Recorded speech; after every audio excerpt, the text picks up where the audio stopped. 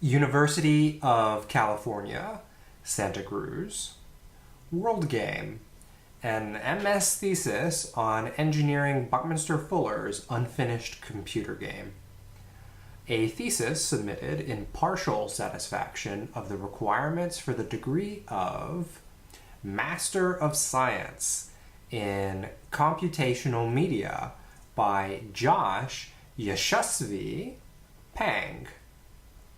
December 2017, the thesis of Josh Pang is approved by Professor Michael Mateus, Chair, Professor Noah Wardrop-Fruin, Professor Warren Sack, Jamie Snyder, Tyrus Miller, Vice Provost and Dean of Graduate Studies.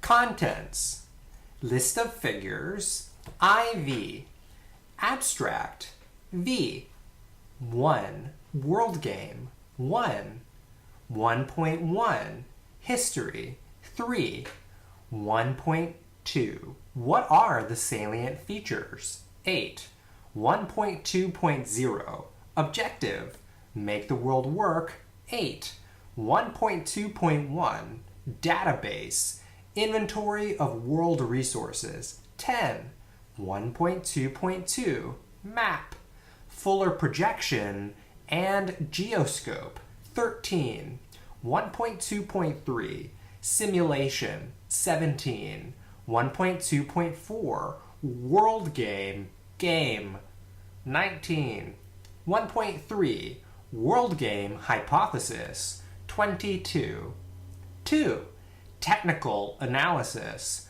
31, 2.1, Database Technology, 33, 2.2, Map Technology, 37, 2.3, Simulation Technology, 39, 2.4, Game Technology, 48, 3, Realization Discussion, 65, 3.1, Critical Path Exploration, 65, 3.2, Global Problem Solving Tool, 77, 3.3, Critical Moment, 85, 3.4, Concluding Remarks, 94, Appendix 1, 97, Appendix 2, 98, Appendix 3, 128, Bibliography, 176.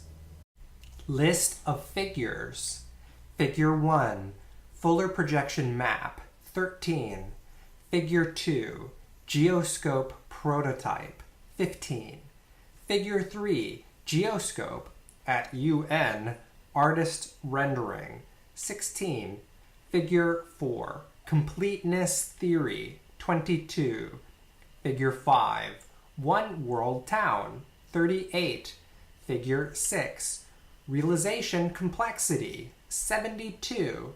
Figure 7, World Game Depiction 1, 98. Figure 8, World Game Depiction 2, 98. Abstract.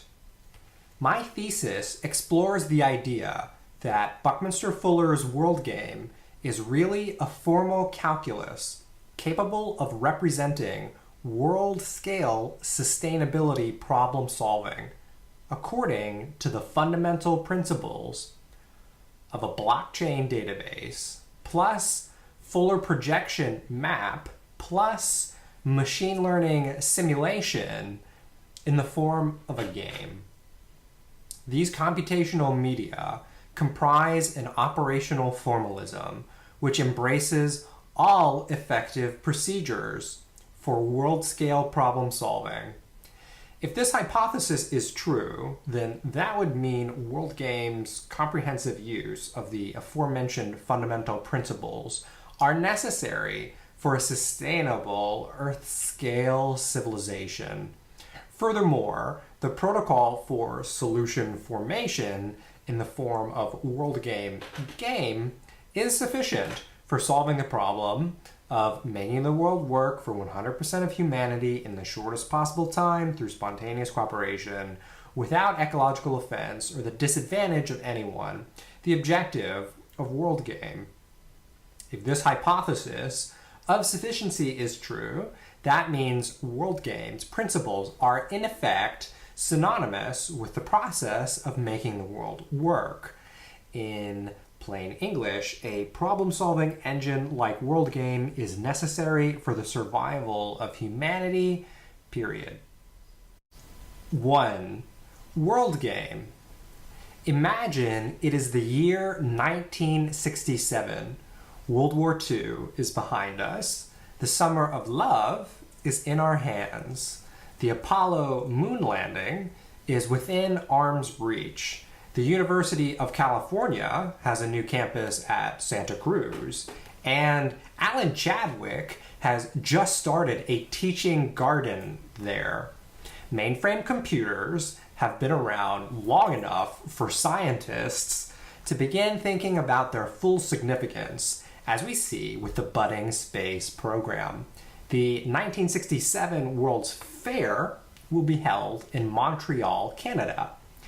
Now imagine being focused on the survival of our species, and more than that, the perfected success of life on Earth.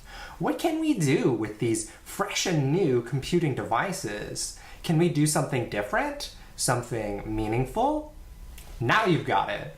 We will use these mainframe computers to calculate resource logistics planning such that every single atom is accounted for and allocated in the best of ways. This is a really good idea. We're going to want to do something about this. Frankly, I'm excited. Imagine a giant computerized world map that has a visualizer on a jumbotron display screen. Imagine teams of people seated around this big map. Imagine the players had access to all historical data about the world's resources, trends, and needs.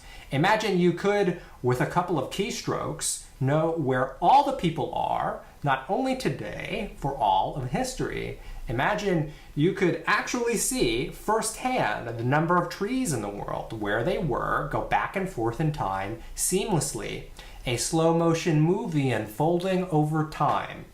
Imagine that we could have all data relative to all of the resources for life on Earth. Okay, welcome back. That was no ordinary daydream. This actually did happen. R. Buckminster Fuller was selected to be the architect of the US Expo at the 1967 World's Fair. 50 million people visited the pavilion Fuller designed. What most people don't know is that Buckminster Fuller, along with the design of the dome, also proposed to the United States Information Agency an exhibit for the US Pavilion, which was not pursued. He designed the Montreal Biosphere, as it is now called, a geodesic dome to house something he called World Game, concerning the use of computers to streamline the huge, gigantic system of the world, the design of the total human environment as an integrated system. The US built the dome for Expo 67, but World Game was rejected. Even today, it seems no one is thinking about doing this, despite the obvious gravity. Today, the technical stuff is challenging yet possible. In 1967, the technical stuff was challenging and nearly impossible. Instead, the US Pavilion at the World's Fair housed Americana objects from Elvis Presley, Andy Warhol, and other icons. My thesis is, 50 years later, World Games' time has come. Today, in 2017, how do we come to grips with efficiency? How do we design the effectiveness and success of the total world package? 1.1 History. Alan Turing deserves greater fame than he is accredited. His contributions to computer science are engraved in the part he played toward the end of World War II. WW2. Popularized by the Hollywood film The Imitation Game, Turing's work in WW2 is a remarkable historical fact, and one of many accomplishments worthy of more recognition as historically important. If Einstein is the father of modern physics, Turing is the father of modern computation. Einstein's special and general relativity changed the way we think about the nature of the universe, and he won the highest prize in physics, the Nobel Prize, for his work on the photoelectric effect. Turing's Turing machine and Turing test changed the way we think about the nature of what a computer can do, and the highest prize in computer science is named after him. To top it all off, Einstein went to Roosevelt about the power of the atomic bomb, and Turing went to Churchill about the power of the bomb machine, a decryption computer.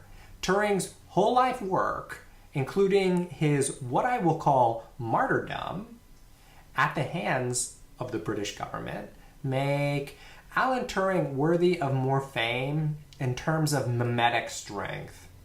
In relation to World Game, Turing's historical legacy encompasses 1936 with his invention of the Turing machine, and in 1941 in his co-designing the computer which decrypted the German Enigma code.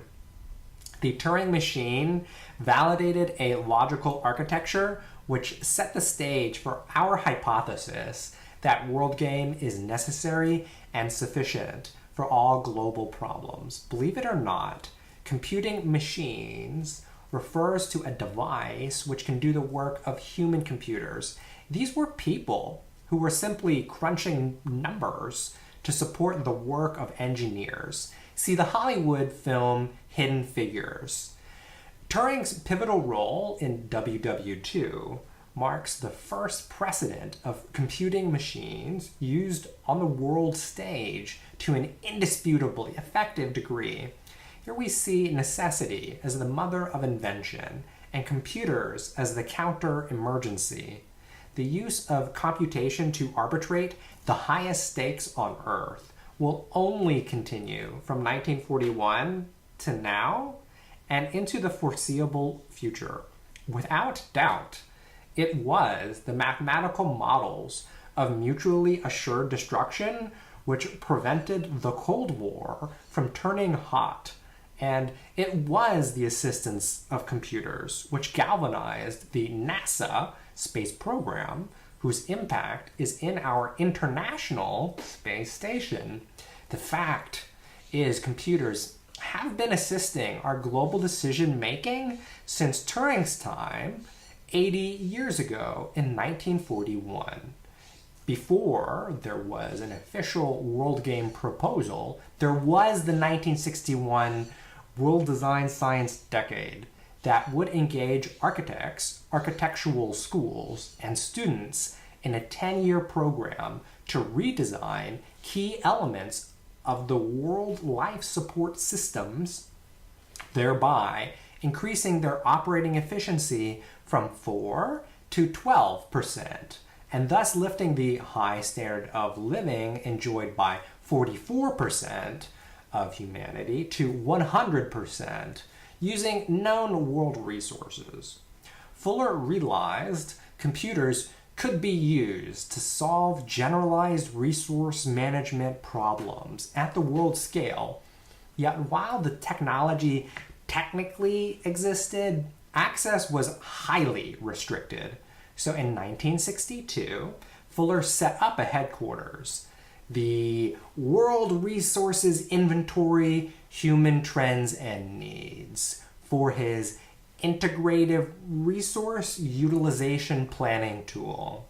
Perhaps the main aspect of this office was to collect the information concerning all the world's resources in a pre-internet time. This meant phone calls and paperwork mostly, including field trips to various information clearinghouses like the United Nations, UN, in New York. The type of information desired is statistical: tons of wheat, amounts of electricity generated, used, wasted, numbers of births, number of deaths, etc. Kind of like the ultimate census about all things. The collecting work and the calculating work was done by hand while seeking the funding to have computers do the number crunching in order to make meaning out of tons of stats. From 1963 to 1971, Fuller and World Game Associates produced the 6 World Design Science Decade documents and the World Game Series Document 1. In 1966, Fuller inaugurates computer game at Southern Illinois University called World Game: How to Make the World Work in Such a Manner that All Humanity Can Become Physical and Economic Success and can enjoy all of Earth without one interfering with the other and without anyone advantaged at the expense of other.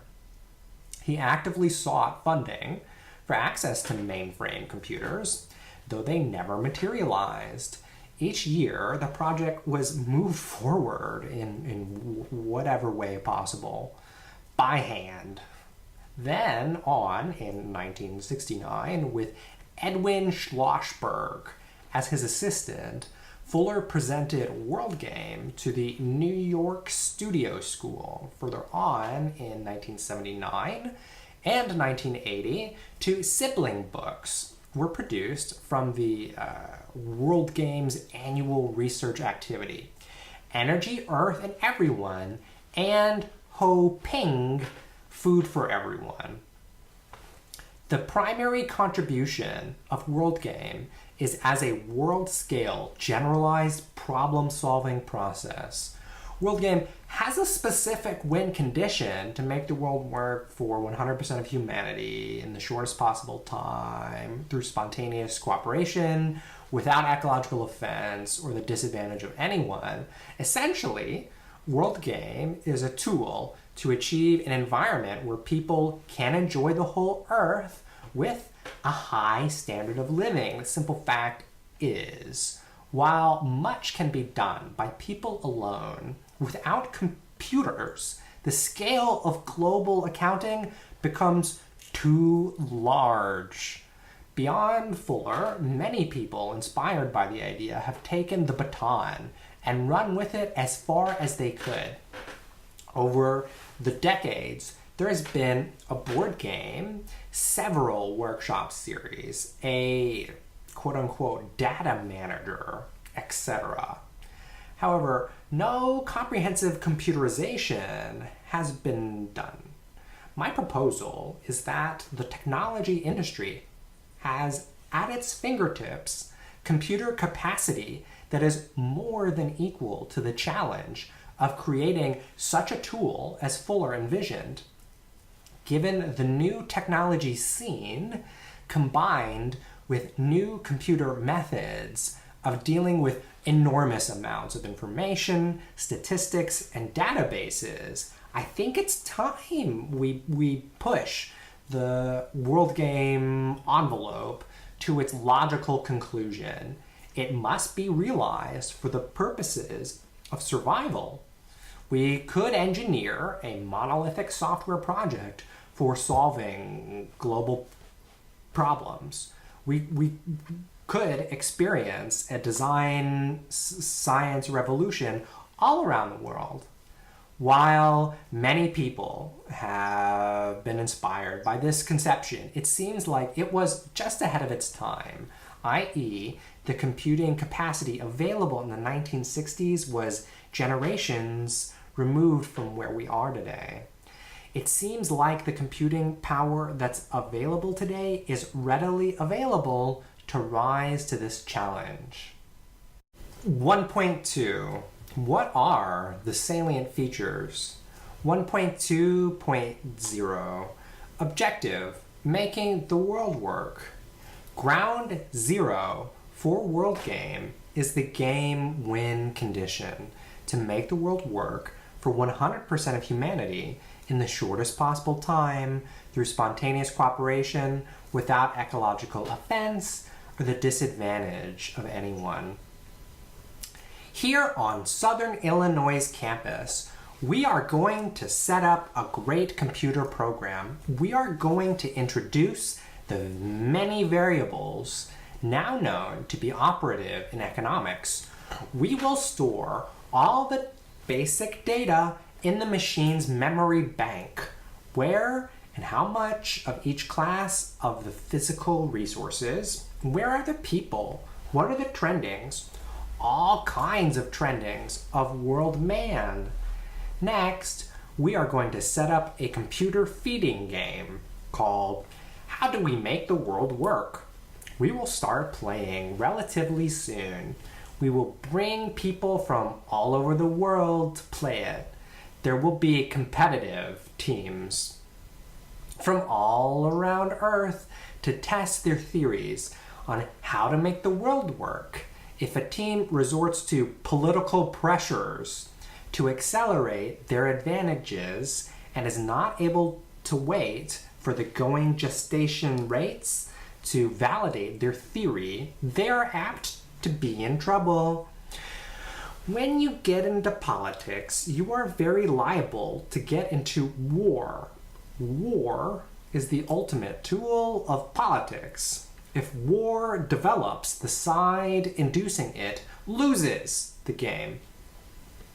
Essence of the world's working will be to make every man able to become a world citizen and able to enjoy the whole earth, going wherever he wants at any time, able to take care of all the needs of all his forward days without any interference from any other man, and never at the cost of another man's equal freedom and advantage.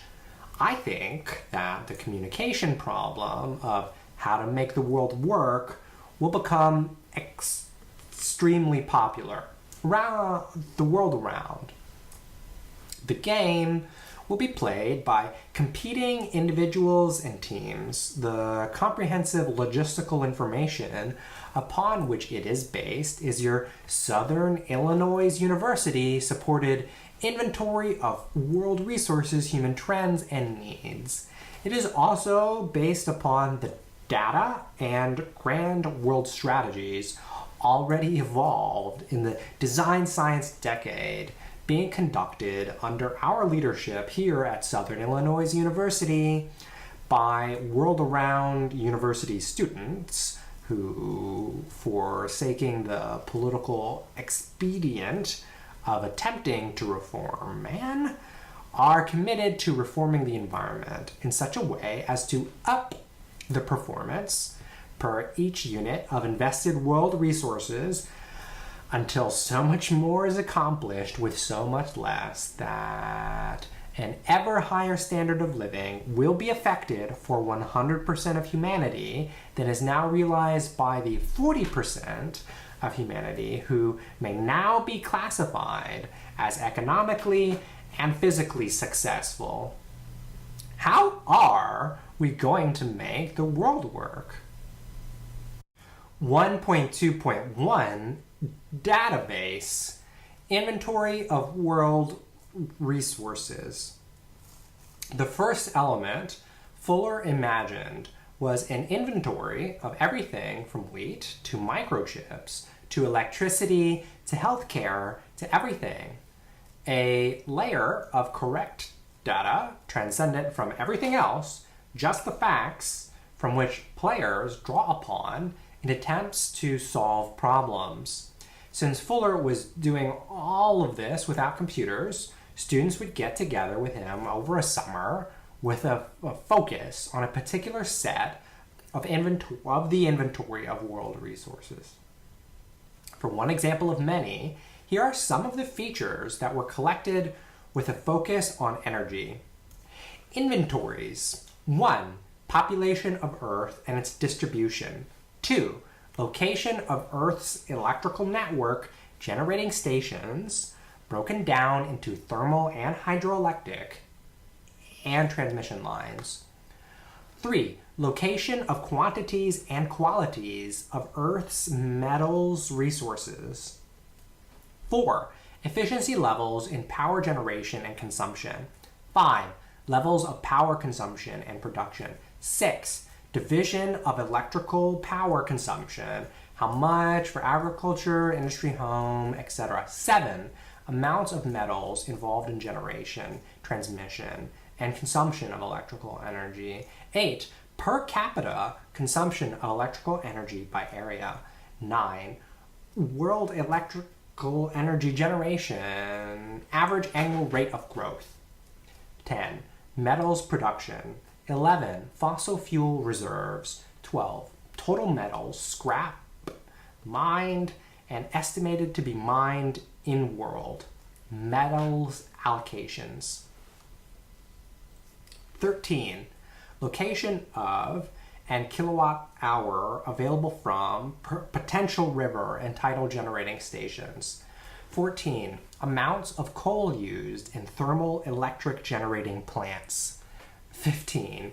Amounts of pollution resulting from same. 16. Amounts and types of metals required for long distance high voltage transmission lines. Trends. 1. Items 1 through 18 from inventories expanded through time, 1900 through 2000. Here is a description from Critical Path regarding the fundamental need for a comprehensive world database. World Game will become increasingly effective in its prognoses and programming when the world around satellite interrelayed computer system and its omni-universe operative time energy accounting system are established.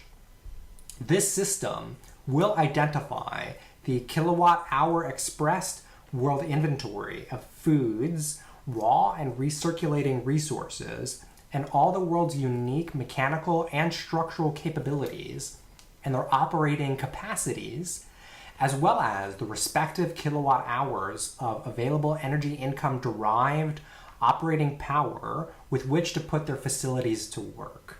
All the foregoing information will become available in respect to all the world around technologies, environment controlling, life sustaining, travel, and communication accommodating structures and machines.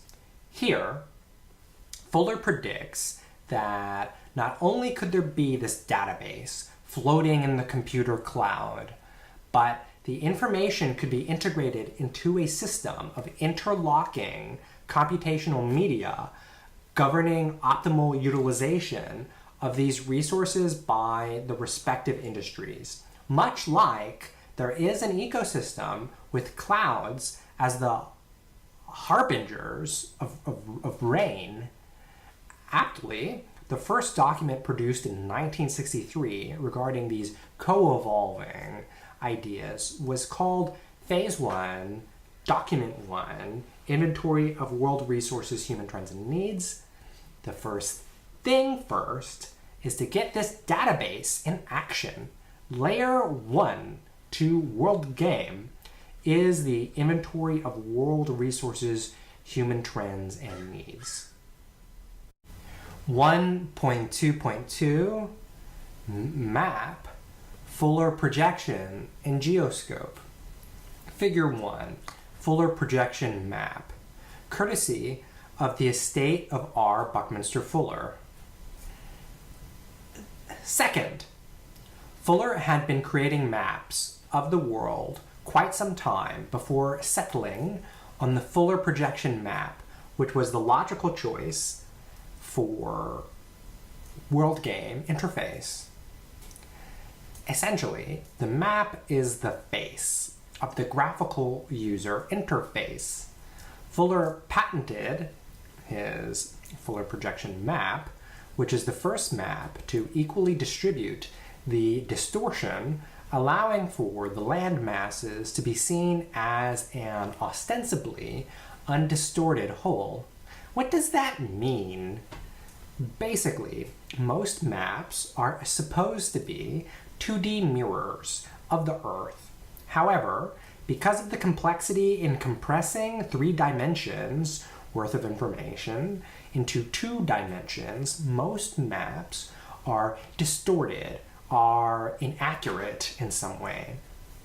Most maps are mostly good mirrors, but also a little bit funhouse mirrors. The Fuller projection map has no funhouse distortion effect on the landmasses through a novel invention of geometrical 3D into 2D distortion distribution. It is important to have an accurate map of the world to accurately understand the facts on the ground.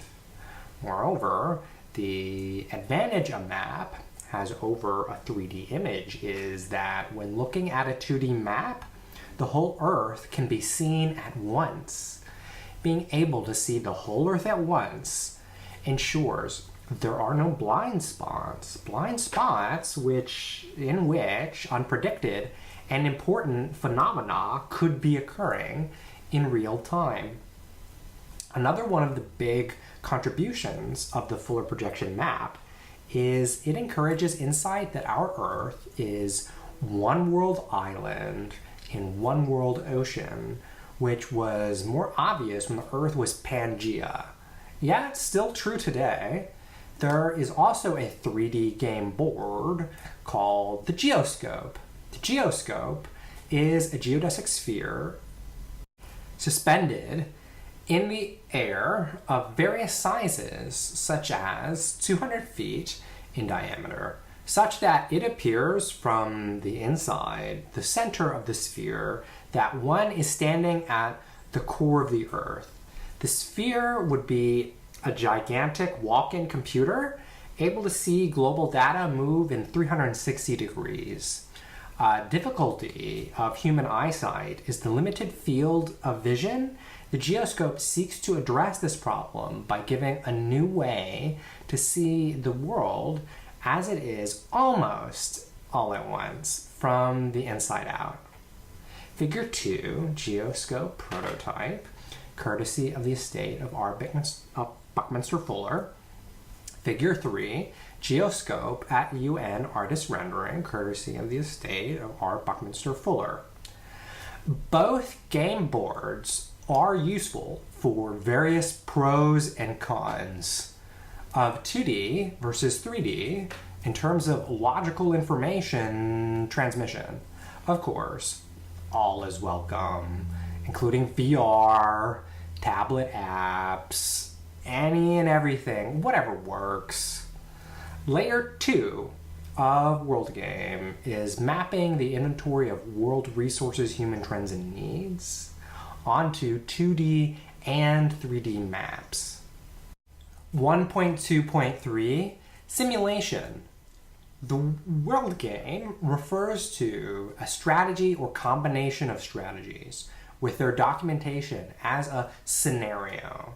The scenario encompasses a logical sequence of events, the strategy, which shows how, starting from the present, a future evolutionary condition might evolve step by step. Longhand, it is a synergetic, synoptic view of as many developments as can be grasped and as may appear relevant to the experimental simulation of the proposed possible reality. Shorthand, or through computer simulation, all relevant variables and their omni-interaction will be automatically displayed both visually and through computer readout. Buckminster Fuller. Here, Fuller is making a distinction between playing this game without computers, longhand, and with computers, shorthand. In the same train of thought, the document admits shorthand World Game has never been played, and that until the ultimate world game facility is realized, there will be no world game, but moves or strategies of resource utilization that will enable humanity to be successful can be tested and evolved longhand until then. One of the core capacities of the human brain is to model events that have not yet happened, and simulation extends this capacity. Even with contradictory results from differing simulation labs, as we have with climate change, the value simulation offers outweighs the negatives, and in fact, such value is atomic in nature to arbitrary problem solving. It is for the players to use intuition to grapple with unprecedents. It is for the simulation to assist the player's intuition and offload cognitive load such that the intuitions are fresh and their best. Operations of thought are like cavalry charges in a battle. They are strictly limited in number, they require fresh horses, and must only be made at decisive moments. An Introduction to Mathematics, 1911. Fuller saw that having a database is super, having a map is fantastic. However, having a simulation gives life to the clay. An example of longhand is Fuller's proposed world energy electric grid.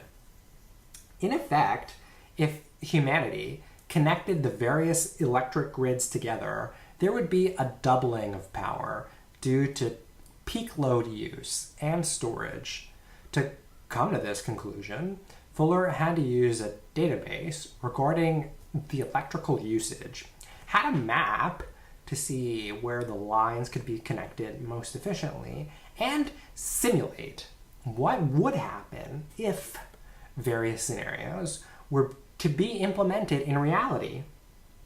Of course, the proposal was not implemented, but the overall process of finding new moves to make in order to make the world work through these three computational media tools is essentially valid, though they're through their atomicity to generalized problem solving, particularly obvious at large scales.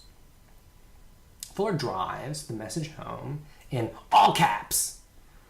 The whole strategy of world gaming is accomplished by simulated employment of my comprehensive anticipatory design science, which alone has shown me how to progressively alter the fundamental conditions under which humanity exists, and to do so by feasible and logical means.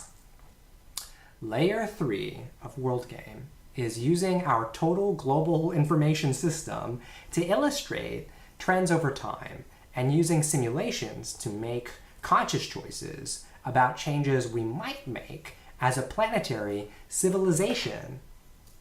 In sum, 1. Gather information about the world into a database. 2. Take these abstract statistics and map them to physical locations. 3. Create educational visualizations to deliver information powerfully and create simulations to consider problem-solving scenarios. 1.2.4 World Game Game. Major world individuals and teams will be asked to play the game. The game cannot help but become major world news, as it will be played from a high balcony overlooking a football field-sized Fuller projection map with electricity illuminated data transformations. The game will be visibly developed and may be live televised the world over by a multi-Telstar relay system. Buckminster Fuller. Let's look closely at World Game's objective. The game is dedicated to make the world work for 100% of humanity, which is defined by preventing ecological offense or the disadvantage of anyone. The way we achieve making the world work in the shortest possible time is through spontaneous cooperation. And it is my conjecture that the simulation based on an accurate database mapped unambiguously is what will engender spontaneous cooperation. Spontaneous cooperation also being a fundamental characteristic of games. Fuller seemed to be interested in making this game for a few reasons. Firstly, games are a natural outgrowth of simulation, since simulation is essentially sophisticated pretending. Let's imagine it this way, now that way. Oh, this is definitely the best way. Secondly, games are a good way to distribute labor. Let's race to see who can wash the dishes the fastest. One theme which emerges is the principle of distribution. The database needs to be distributed to ensure flawless record keeping. The map is the Fuller projection map, which distributes the distortion optimally. The simulation distributes our errors, so players are less likely to make a mistake in reality, steering the patterns of the past into the preferred patterns of the future. And the game itself distributes the workload between groups of people and teams, and also in distributing the workload to computers to assist problem-solving capabilities. It makes sense. World Game distributes the load of any planetary-size problem in a theoretically equal manner. Everyone could play. Thirdly, Fuller spent much of his time engaged with university students, and he thought university teams might be a strong class of interested parties. Finally, the mechanics of games, the way games are played, lend themselves to solving problems with time constraints. The general systems theory controls of the game will be predicated upon employing within a closed system the world's continuously updated total resource information in closely specified network complexes designed to facilitate attainment at the earliest possible date by every human being of complete enjoyment of the total planet Earth through the individual's optional traveling, tarrying, or dwelling here and there. 1.3 World Game Hypothesis. World Game, database plus map plus simulation equals all effective procedures. Figure 4, completeness theory. Database, a world resources inventory, human trends and needs database, which is secure, precise, and would serve as the apex of planetary bookkeeping.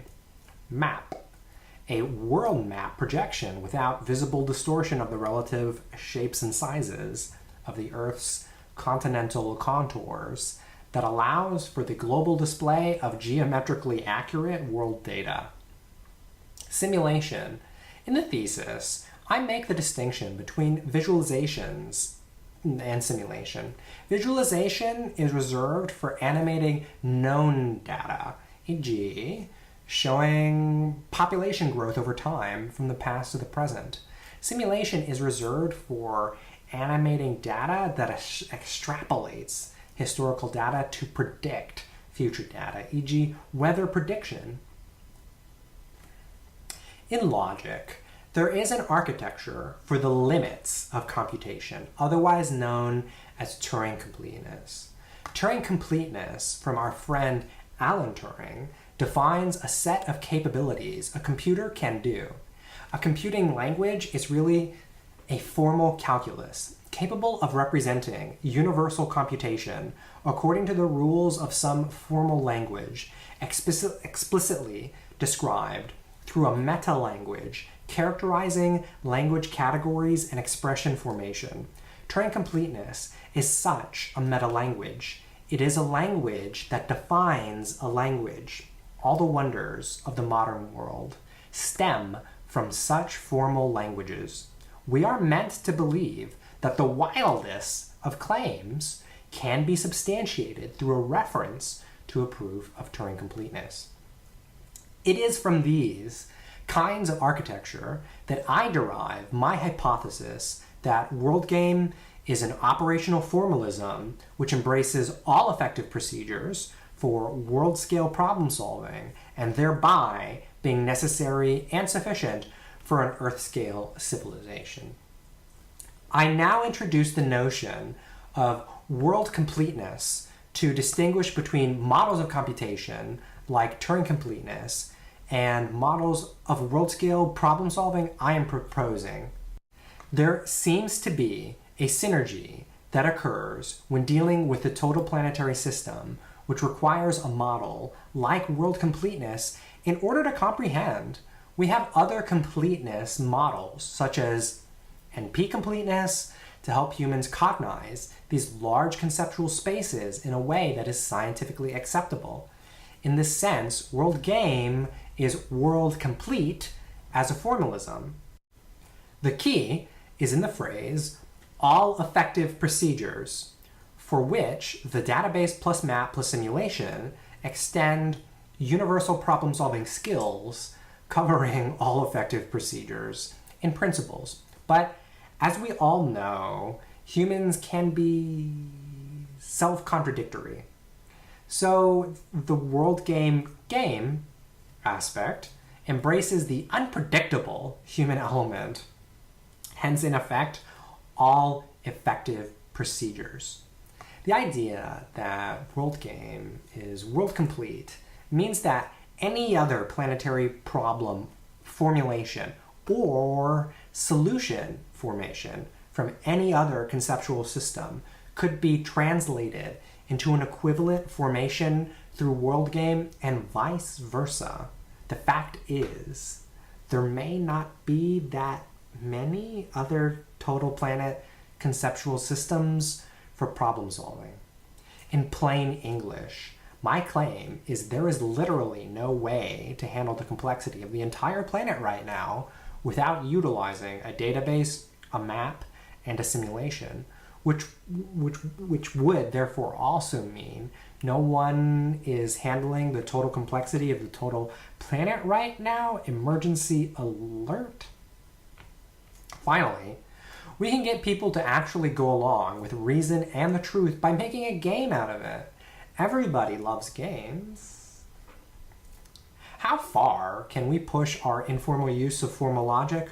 Whereas it is easy to argue for the necessity of a database, a map, and a simulation for big picture problem solving, as these computational media extend generic problem solving skills, much as a hammer is an extension of the fist, there is no known consensus regarding humanity's capability to achieve a world that works for all by any means, due to the meta problem of humanity's self-contradictory behavior. Even if a world that works for all is handed to us on a silver platter, we might reject it. So goes the common argument. It is arguably unprecedented to make the world work for 100% of humanity in the shortest possible time through spontaneous cooperation without ecological offense to the disadvantage of anyone. There is a gap between necessity and sufficiency. In plain English, necessity means a required ingredient, and sufficiency means the thing will work. I submit that games are a reliable way to curb human irrationality through objective numerical feedback. Games are a favorable environment which encourage people to behave favorably. Spontaneous cooperation can't be manufactured, but it can be facilitated, inspired, and games are well documented to encourage teamwork. I think a database plus map plus simulation are necessary and sufficient in and of themselves. However, since we are all acting in real time, the time it might take for the three to prevent the Earth's collapse in the shortest possible time is dubious. WorldGame acts as a catalyst, as a facilitator for the three ingredients, And because of the nature of real time, I am suggesting the game provides sufficiency with reference to speeding the adoption and compliance of the other computational media tools. Various contemporary problems, such as climate change, need solving fairly quickly, and my hypothesis is a game gives sufficient speed to a database, a map, and a simulation in order to make the world work. No matter the stakes, even US presidential elections, people generally abide by the tally of objective numbers in a non-violent manner, be it vote count, elections, or batting average, Major League Baseball, or basket count, National Basketball Association, or even bank account, capitalism.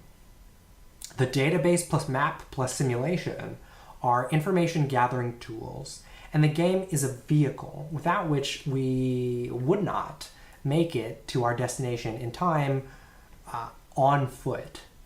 To use these tools for problem solving, altogether making World Game the kind of problem-solving engine required for the coming critical years. What do I even mean everything can be solved? The game's objective, to make the world work for 100% of humanity in the shortest possible time through spontaneous cooperation without ecological offense or the disadvantage of anyone, is the best answer. Stated in another way, to make it possible for anybody and everybody in the human family to enjoy the total Earth without any human interfering with any other human, and with any human gaining advantage at the expense of another. Normally, for a scientist to become excited about a big picture idea, these claims require a rigorous proof. One such type of proof is called proof by contradiction. As your World Game tour guide, I want to introduce the types of thinking that go into proving something in formal logic to get a sense of the excitement a scientist feels when they can definitively grasp something by the syntax and semantics of a proof.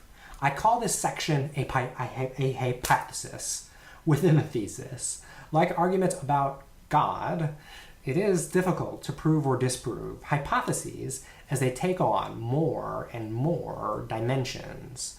So I don't think the hypothesis can be proven or disproven until we try and build the planet-sized structure. I offer my intuitive proofs as an offering, since the hypothesis begs the question for some comment on the feasibility of the hypothesis. Here is an intuitive argument for the necessity of my claim. In general, if our goal is the survival of our species, it is a contradiction to say we could do without any one of the computational media of a database, a map, or a simulation. Consider if we left out any of those three components. Without a database, we have no record and would fall apart instantly. It would be like having constant amnesia. Without a map, we would be swimming in a sea of numbers. It would be like having total sensory loss. Without simulation, we would be risking everything at every juncture. It would be like a game of chance instead of a game of strategy. World Game would essentially be a world brain, as essentially a brain is a storehouse of memories, database. A brain processes sensory input, especially vision, map, and a brain imagines different scenarios of reality through thinking about stuff. My thought of an apple is a simulation. It is not a real apple. Simulation. Humanity is the mind directing the world brain. Think of it like this. Science itself is a kind of meta-language that says you must be able to reproduce an experiment carried out by the scientific method if you wish to possess the truth. World Game is a kind of meta-language that says you must use these computational media components if you wish for the human species to continue satisfactorily surviving and evolving.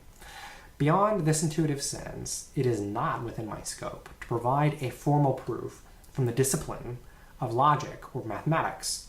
I think common sense is enough here. Here is my intuitive argument for the sufficiency of my claim. Many forms of government have been tried and will be tried in this world of sin and woe. No one pretends that democracy is perfect or all-wise. Indeed, it has been said that democracy is the worst form of government, except for all those other forms that have been tried from time to time. Churchill.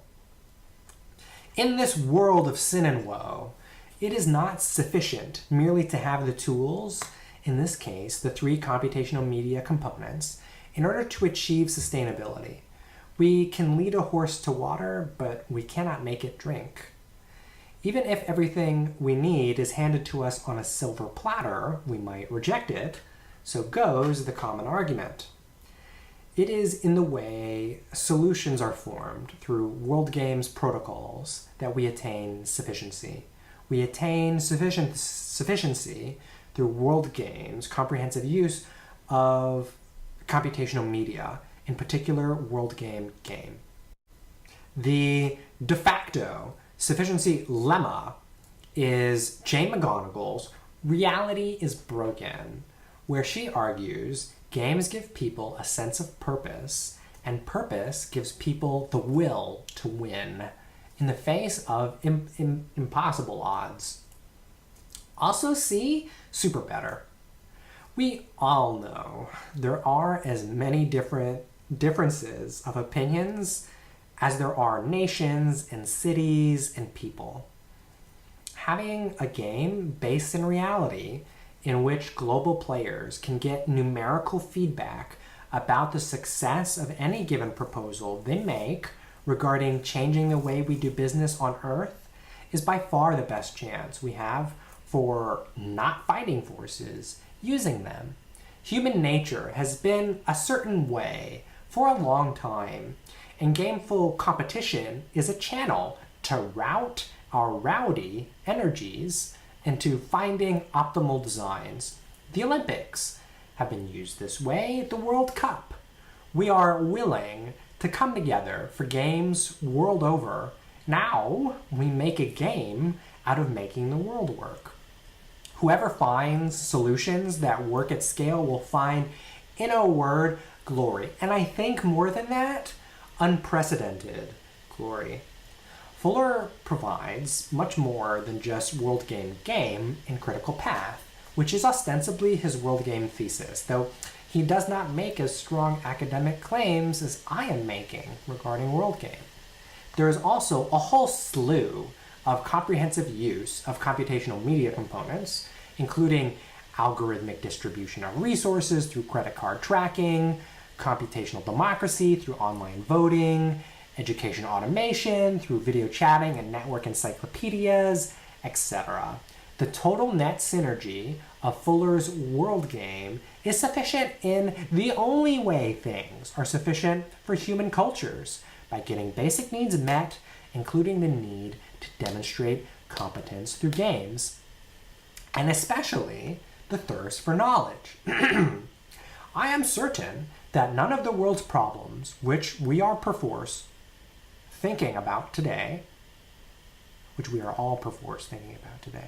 have any hope of solution except through total democratic society becoming thoroughly and comprehensively self-educated. Only thereby will society be able to identify and intercommunicate the vital problems of total world society. Only thereafter may humanity effectively sort out and put those problems into order of importance for solution in respect to the most fundamental principles governing humanity's survival and enjoyment of life on Earth. 2. Technical analysis. The one-pointed focus for my thesis is the inception of World Game as a modern software computer program. To do this, I've collected all the salient features Buckminster Fuller envisioned.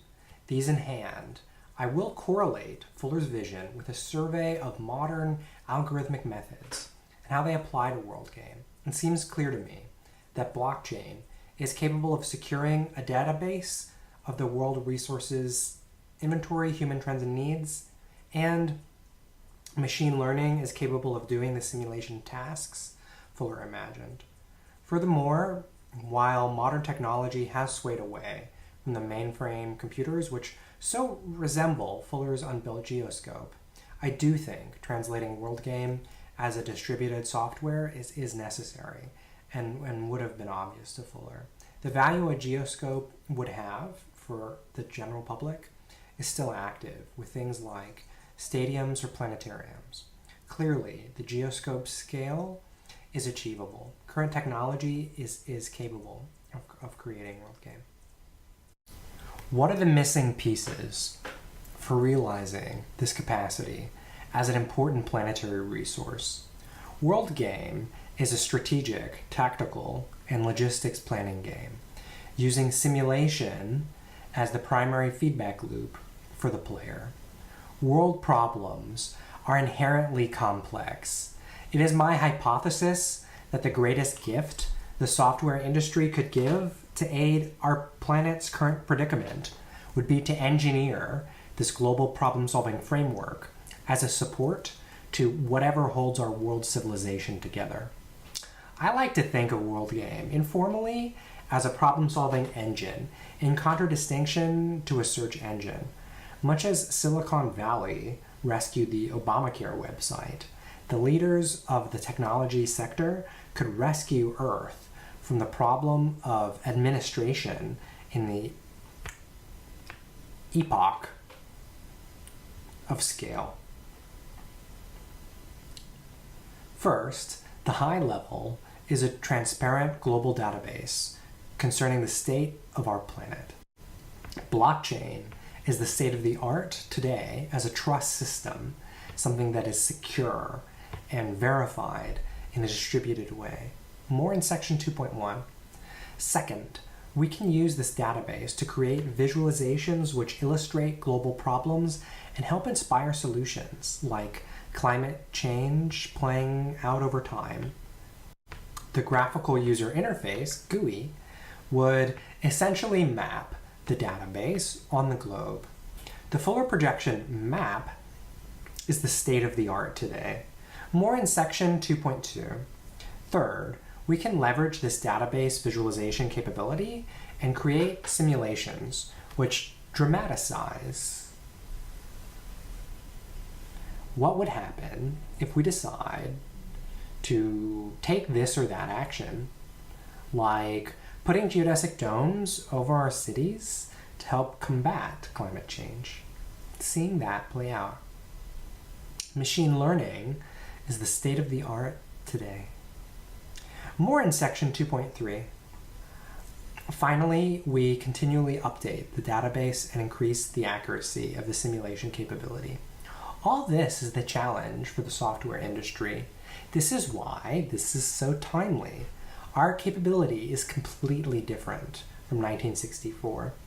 At a high level, the main difference for WorldGame now is that the software will be translated across platforms instead of merely running on mainframes.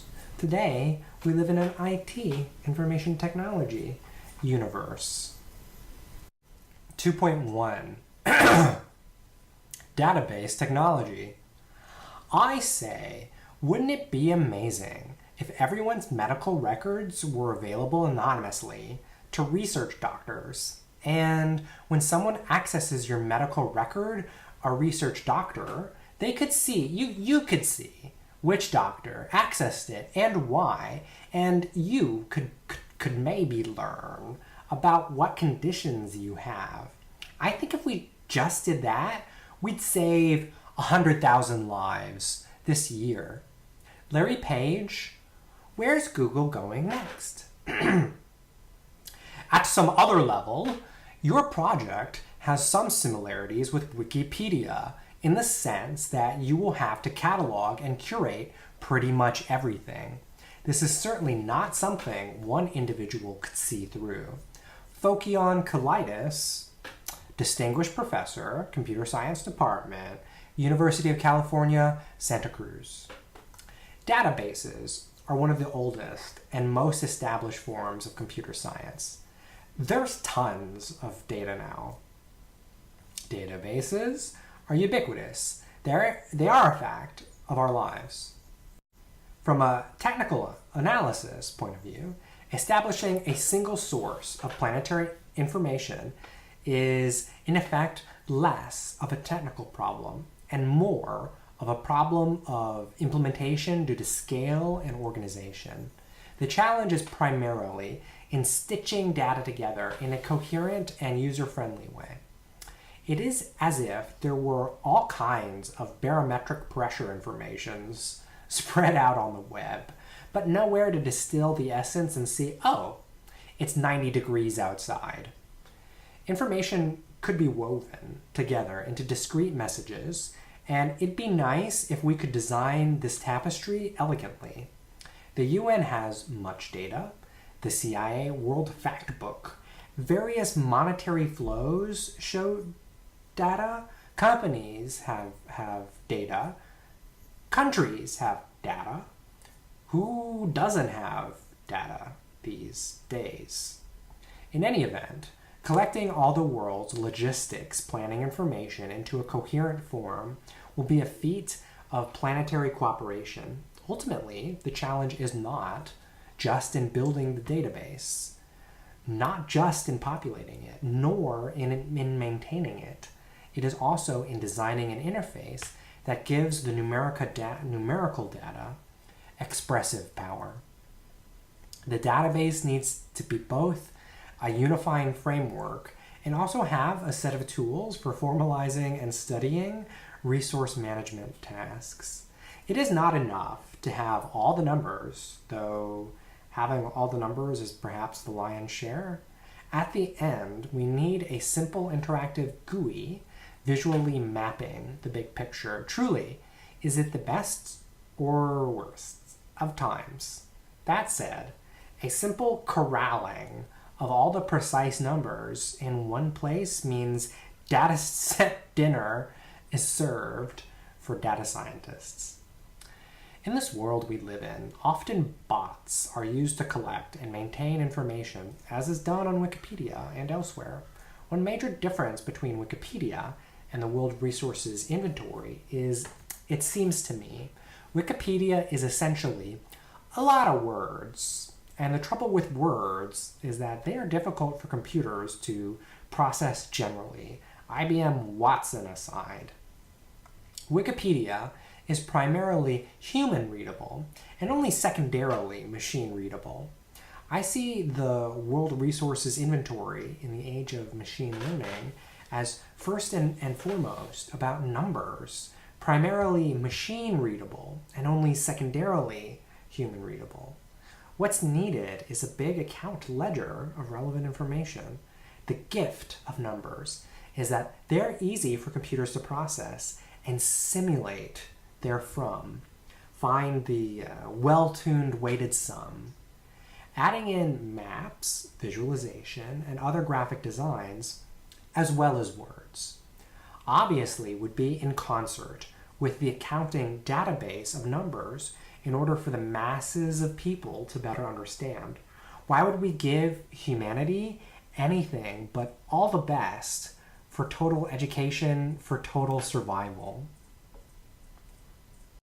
One computationally secure way to ensure there's no funny business, such as fraud, is through the new database technology of blockchain. Blockchain heralds a major obstacle overcome in database security, more or less. Blockchain is a trust system in which each member of the community keeps a long chain comprising the record of all transactions that have ever taken place in the community. I like to think of blockchain technology as the ultimate Wikipedia. Wikipedia stores all the edits, and a collaborative work can be seen transparently at each step. Blockchain is the furthest logical extension of this, having all actions being notified to all participants. And not just within a single domain of an article or a single domain within the community. We would need such oversight so that the database comprising all Earth's wealth cannot be tampered with and is transparent, and the distribution of wealth is on public record for all to see. Blockchain is also well suited for the option of anonymity, which is nice for citizen privacy rights. The prime directive of the World Database must be the prevention of polluted information in terms of fraud and in terms of accidental introduction of information known to be false. We cannot base a society on anything but the truth. Because of the immense distributed redundancy and publicly transparent nature of the ledger, it is very difficult to break the integrity of blockchain. Some form of blockchain technology or similar fail-safe record-keeping system will have to be put in place. Fuller's unusual focus with unpolluted information can be seen in his Dymaxion chronophile, in which he attempted to document his life in what is considered to be the most extensive archive of any human. He aimed to include nearly every and anything, artifacts ranging from the mundane to the scandalous to the famous ones, like the geodesic dome. 2.2. Map technology. Maps have been in existence since writing existed, and ostensibly before that, through mental maps and the giving of directions. At least since Lucasfilm in 1971, computer graphics have been rapidly developing and is today a well-developed field. There is not a need to generate whole swaths of new knowledge in order to concurrently map the World Resources Inventory database onto the Earth. Since flat computer display screens are so ubiquitous, this bodes well for the use of the Fuller projection map as the game board, able to see the whole Earth at once. The fact that World Games map is the Fuller projection adds little to nothing in terms of computational complexity for the technology. GIS has a technical friend in Google Maps, something we all know of, and Google Earth would also be a very nice connection. With all the innovation in augmented reality and virtual reality, there will be new and exciting ways to have a database be experienced visually. There's no reason a Google Glass type overlay couldn't have information about any given thing in the field of view. Looking at an orange, here's the number of all the oranges that have ever been eaten, or whatever wants to be known. SIGGRAPH, the Computer Graphics Olympics, I'm sure would love to eat World Game GUI for breakfast. Unfortunately, no one can eat the Geoscope for breakfast. It's too unprecedented to be trivial. There is the Cave, automatic virtual environment, essentially a room which projects information onto all sides, which is a stepping stone. The Geoscope would be the Cave on LSD steroids. There is also the Illuminati, who do work on inflatable dome projection systems. Fuller's interest in maps goes quite far back, all the way to 1927 at least. See Figure 5? Figure 5, One World Town, courtesy of the estate of R. Buckminster Fuller. 2.3. Simulation technology. Simulation is a universal problem-solving skill used in everything from training pilots to crash test dummies to the video game industry. Take the planet's inventory of world resources, human trends and needs database and move them around the Fuller projection map using a sophisticated simulation to find increasingly optimal world resources configurations based on human trends and needs, projecting future scenarios, hence the name of the database.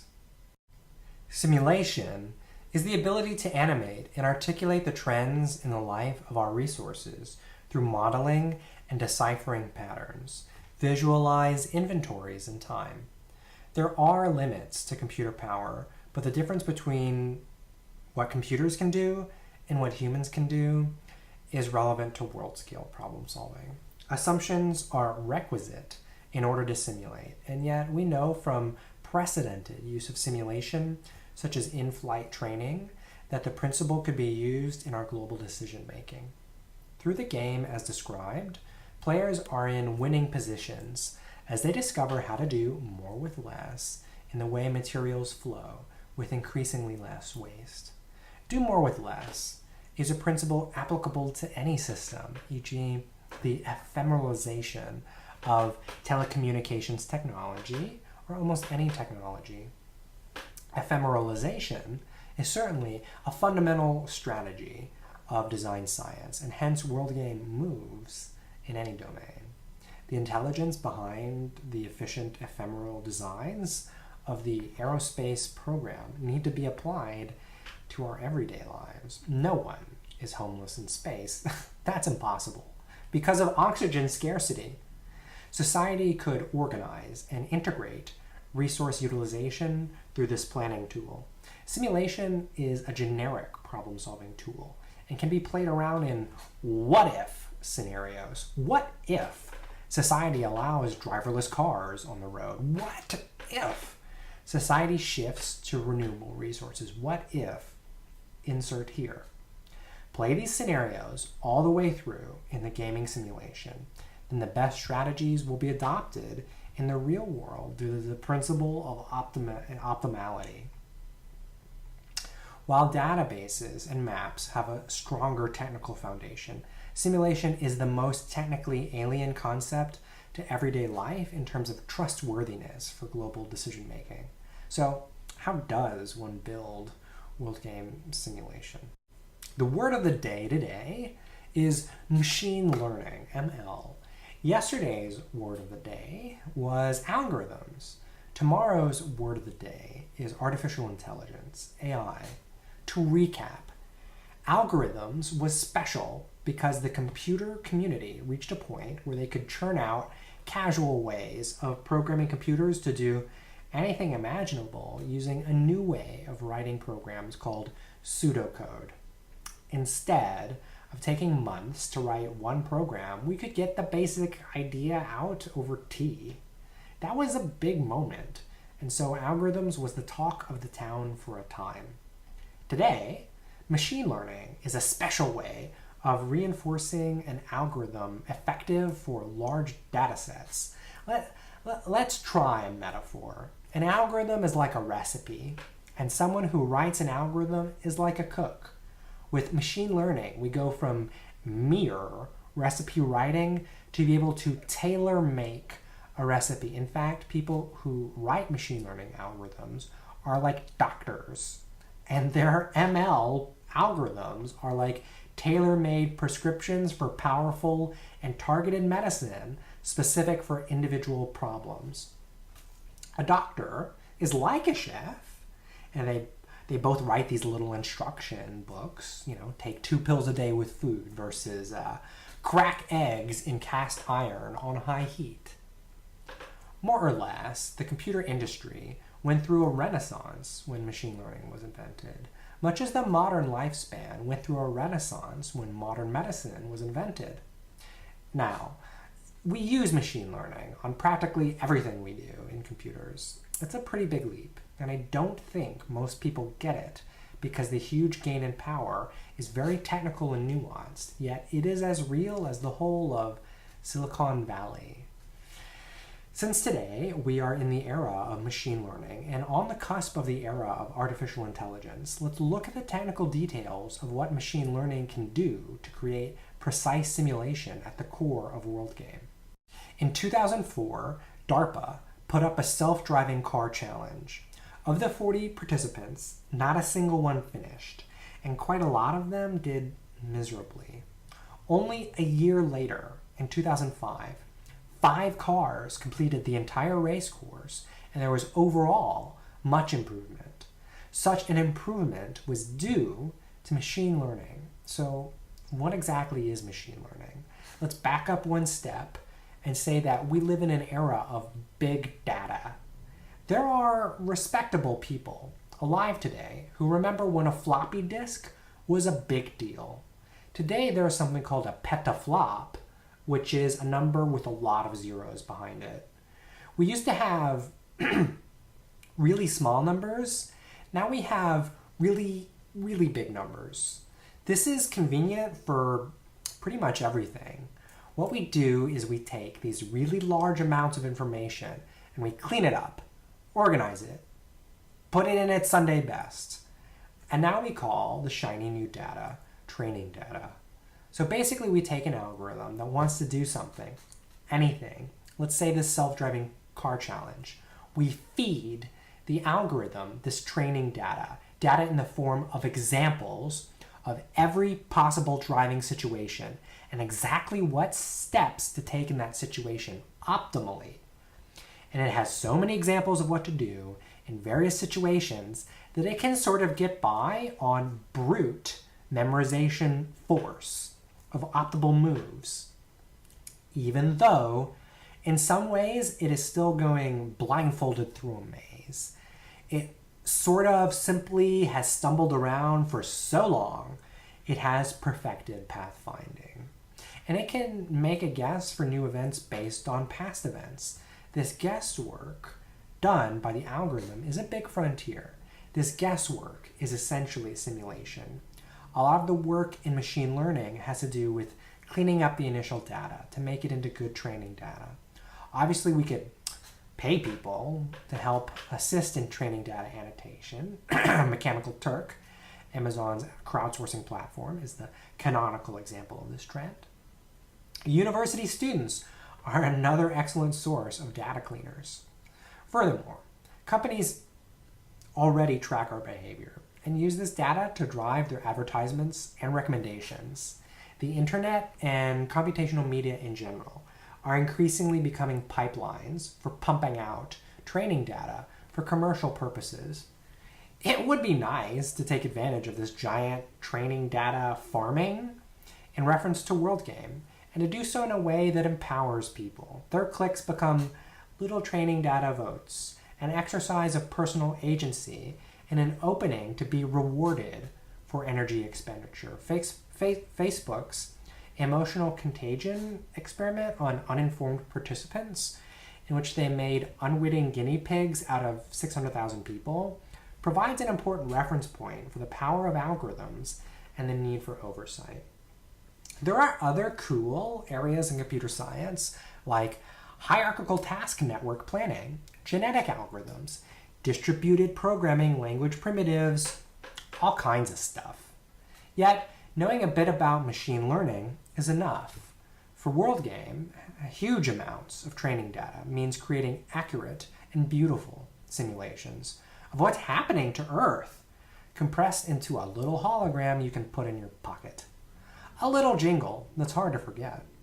What is E equals mc to the second power other than a compression of a huge amount of information you can put in your mental pocket?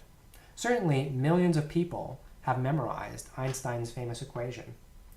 Simulation is the area that needs the most improvement. While on the one hand, we have interesting classes of algorithms to learn about life from various data sets, on the other hand, we have never had a singular coherent data set to reason over and simulate therefrom. Call it the global graph. For examples of simulation, we need look no further than weather prediction. Weather prediction is based on simulations. All forecasting is based on simulation. Here's what I think things will be like, and here's what I can conclude from that intuition. Over time, we've gotten pretty accurate about the weather, even able to extend our forecasting further and further into the future. From 7 to 10 days ahead, we more or less know what's going to happen, thanks in part to good training data and a fine-grained understanding of the mechanics of fluid dynamics. In the same vein, the reason political polling works so poorly is because participation is quite low and skewed. The training data is inadequate. Incentivizing participation, perhaps paying people, could ensure accurate training data to accurately predict the future. It is for the open problem of accurate simulations that machine learning is so helpful. Like blockchain for databases, ML for simulation is a modern scion that WorldGame could be made today. We're using ML to drive cars, play the stock market, make big on both. It is only logical to apply this to solving other of our world's problems. A specific computational problem that needs to be solved is collecting the blockchain database and analyzing the time-stamped transactional ledger as training data for a machine learning algorithm to simulate the flow of resources and make predictions on more efficient ways of using our total resources through something like neural net prediction. WorldGame simulation capability could become the world's most complex and advanced simulation program. Simulation is simply a universal problem-solving principle. Perhaps dreams are a simulation tool given to us by nature. Perhaps language is a simulation tool we use to abstract objective reality for problem solving. Perhaps all of thinking is in effect simulation. Any sufficiently complex society, such as our own, must use simulation simply for the problem of scale, when one wrong move means uncountable dominoes fall. Using simulation to prevent one wrong move becomes necessary, hence the claim of necessity. My argument is that anyone familiar with machine learning will immediately see the importance of WorldGame for the continued sustainability of our planet. It seems to me I am grappling with the essential nature of problem solving. If problem solving were easy, there'd be no need for a WorldGame thesis. Yet we somehow manage as a planetary body to keep surviving day by day and have averted or pushed through some horrible stuff. My intention for WorldGame and this thesis is to aid humanity in problem solving, and yes, the aid my thesis currently provides is highly limited. My good news is there is great potential in WorldGame as presented in the thesis. If WorldGame were adopted over time, the aid could become more and more reliable, consistent, and available for a large class of problem solving. As the game gets into higher gears, there could be a tangible feeling for where to apply computation globally, and where to apply intuition, and how to deal with the gap. I admire the mantra as described in The Software Arts, mind the gap. I sometimes admire it literally. Use the mind to address the gap. And it seems fair to say WorldGame is predominantly about using the mind to address the gap between problems and solutions by using computational media which extend essential principles common to all types of problems and solutions. Over time, the gap will trend toward shortening, so the mind will be freed to look beyond the solved problems of the world. One technical challenge is seen in the problem of bioinformatics, that computer scientists get stuck as constant middlemen between the biologists and the algorithms. There's a risk in WorldGame of having computer scientists remain as constant middlemen between the players and the database plus map plus simulation. If a sociologist wants to simulate potential future pattern, if universal basic income is introduced, since the dataset is global in scale, it might require non-trivial algorithms with a computer scientist at the wheel. It would be best if we create simple to use tools that can be given to specialists so that the algorithm's expert is not stuck as the constant middleman. The technology interfaces, like in modern video games, would be an excellent way to enable usability. 2.4. Game technology. WorldGame Game is the computational media vehicle through which the information gathering tools of a database plus map plus simulation are made to be applied to problem solving. Fuller's proposed world game could drive innovation through a proposal protocol for solution formation to global problems of sustainability. Using the package of these computational media tools comprising World Game, teams would find solutions to global problems and, when satisfied, publicly propose the solution using the evidence base of the database, map, and simulation to prove their point. The game is a way of using the computational media tools in a human-centric way. It is hard to imagine people not being interested in the outcome of such a problem-solving process on such a scale. The ability for a given person to play World Game with all the work done for them by the proposing team and see the very same solution scenario for themselves will make decision-making well-informed. It is nice for people to feel like they are on top of the world, in both the sense of having fun and in the sense of feeling competent in addressing life on Earth. Like in professional sports, there could be several layers to the intensity of team concentration, with amateurs and experts. Given the way the world works currently, World Game could become a centerpiece in the education system, graduating people to be eligible to play on the more advanced teams. Play World Game on a university team and thereafter play at the Olympic level. These teams could be the subjects of film documentaries as examples of history in the making. Jane McGonigal is right.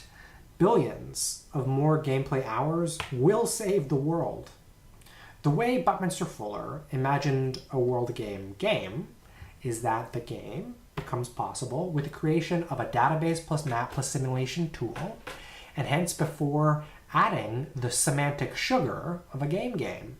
Creating the game first would be like putting the cart before the horse. With a compelling theme, like World Game, one could certainly invent a compelling game around that theme. However, World Game's nonfiction theme gives a singular focus on reality, rather than on creative fictions based in reality. The three principles comprising the World Game computational media tool helps ensure nonfiction. The semantic sugar of a game type game will help open the door to a broad audience. There is a constellation of particularly relevant games to World Game. SimCity is a sort of fictional version of World Game, a little bit like a mock trial versus a real trial. Here's a nice quote regarding their simulation engine. The new SimCity delivers unprecedented depth of simulation thanks to the new glass box engine, where everything you see is simulated, from city-wide systems all the way down to the individual sims in your city. View the consequences of your actions and dig in to see how the system works. See the impact of your decisions by clicking on individual sims to learn about what they're doing, their wealth, and happiness. Manipulate power, water, taxes, pollution, education, unemployment, and much more. New data visualization tools add incredible depth that is quickly accessible to the player. Click on the power layer for an instant snapshot of how electricity is distributed throughout your city. Fold-It is a nonfiction puzzle game about molecular protein folding, which regular folks flocked to. Here's a nice quote which illustrates the importance of being a game. The number of different ways even a small protein can fold is astronomical because there are so many degrees of freedom. Figuring out which of the many possible structures is the best one is regarded as one of the hardest problems in biology today, and current methods take a lot of money and time, even for computers. Foldit attempts to predict the structure of a protein by taking advantage of humans' puzzle-solving intuitions and having people play competitively to fold the best proteins. The main challenge seems to be popular games are based in fiction, and non-fictional games get low production values.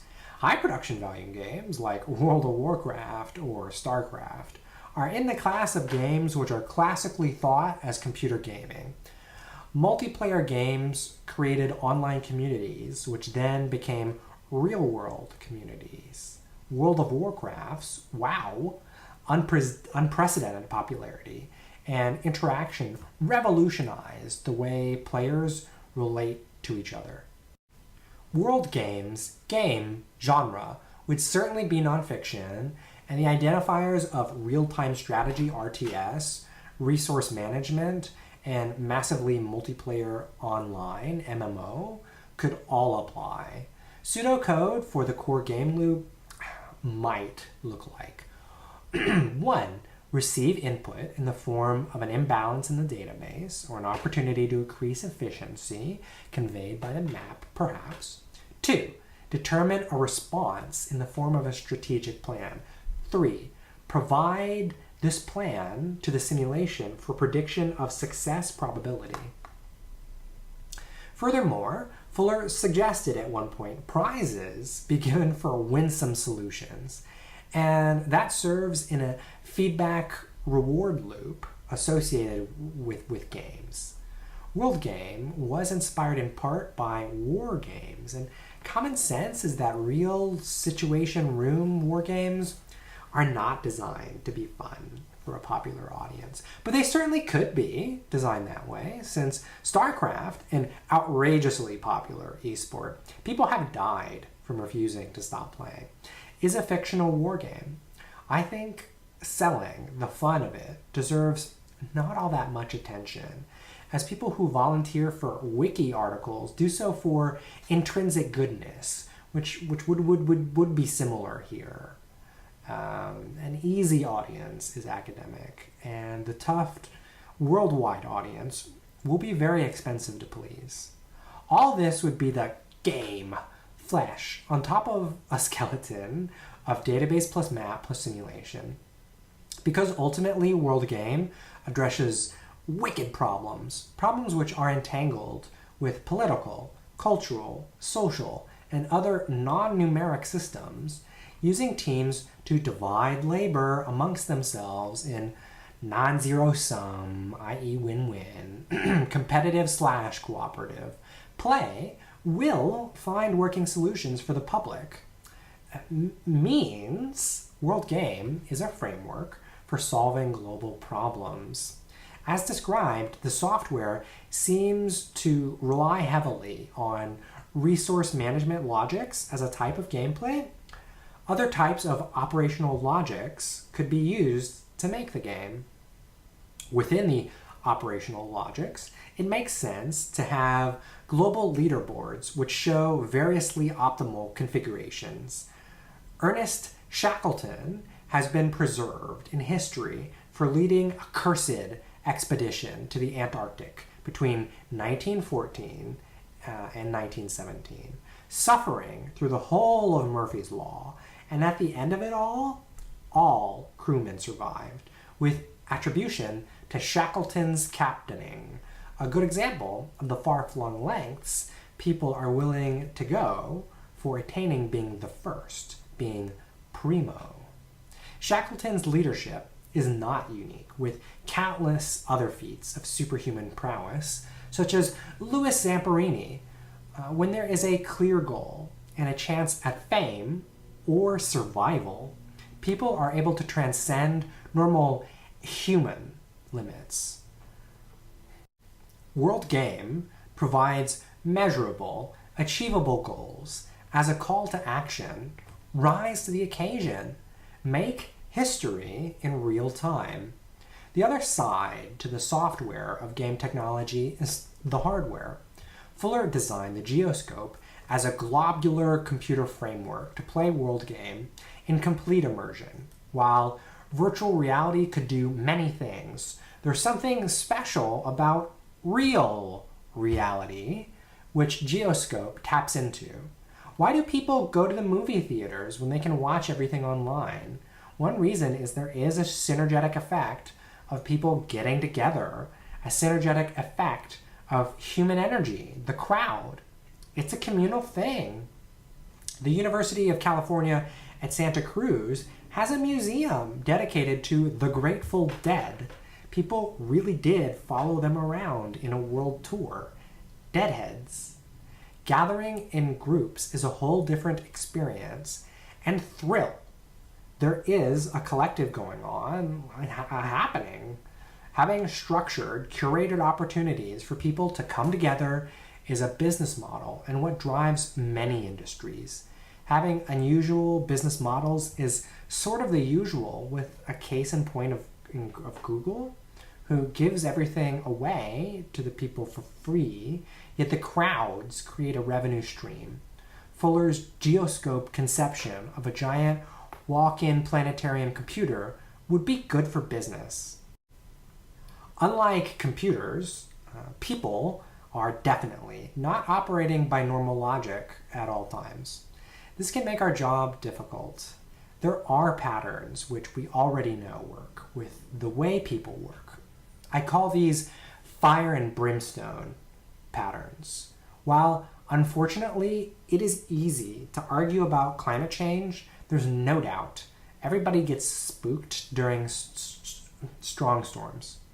While it is difficult to rationally discuss the ultimate value of a place like Disney World, there's no doubt, we know, everybody loves aspects of the spectacle.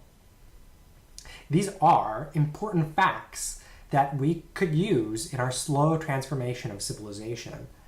I think making geoscopes available around the world would be an effective way to reach a mass audience. While, of course, World Game software would make its way onto a large variety of mobile computing devices, having a giant, spectacular, shining sphere game space, totally immersing players inside, will make the fun of the game come alive. This would be priceless. Children could enjoy field trips and get a chance to see game players who are using the full power of the software. Geoscope would be a huge supercomputer, after all, able to do a lot of complex calculations not always readily available. The Geoscope addresses both the irrationality of the public through fire and brimstone, and it also allows serious players a chance to wield a tool reserved for special occasions. The tourist value alone will pay for itself. Geoscope would be like unto the wonders of the world. Any city which houses a geoscope would immediately supercharge culture.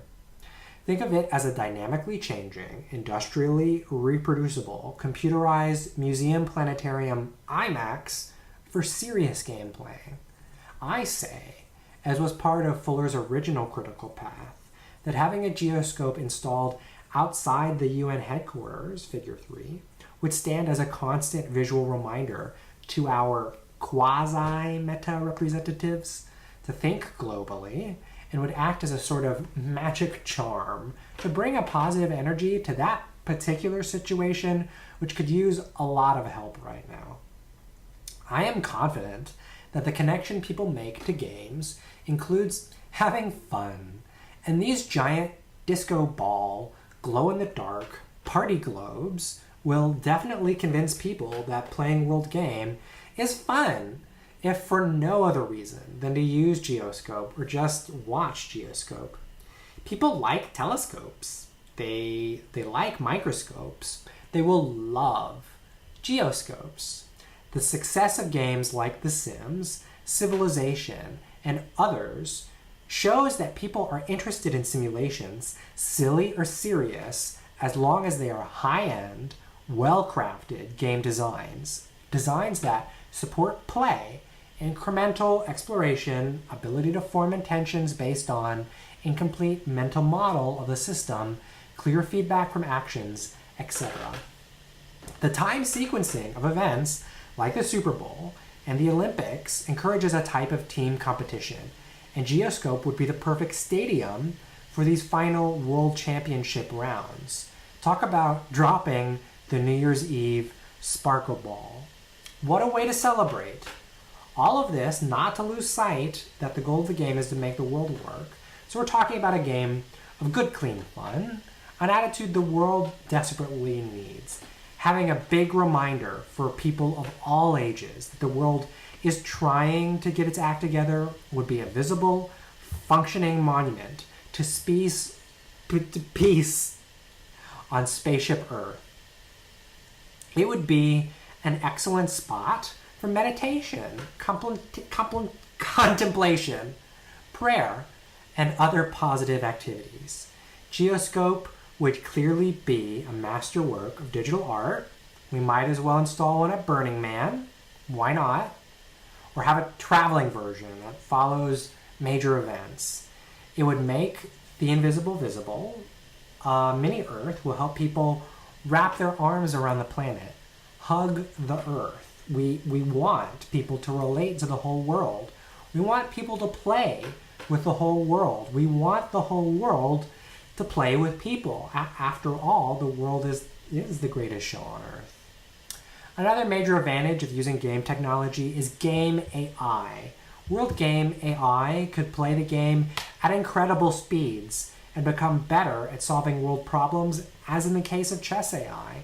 The word simulation does not imply a hierarchical reasoning function operating metacognitively. An AI could make proposals transcendental to a simulating function. It is important to note that the best practice is to design systems such that humans always have control over our own affairs through separating the function of playing the game through simulation set apart from any control mechanism like democratic voting, which enact proposed changes in situ.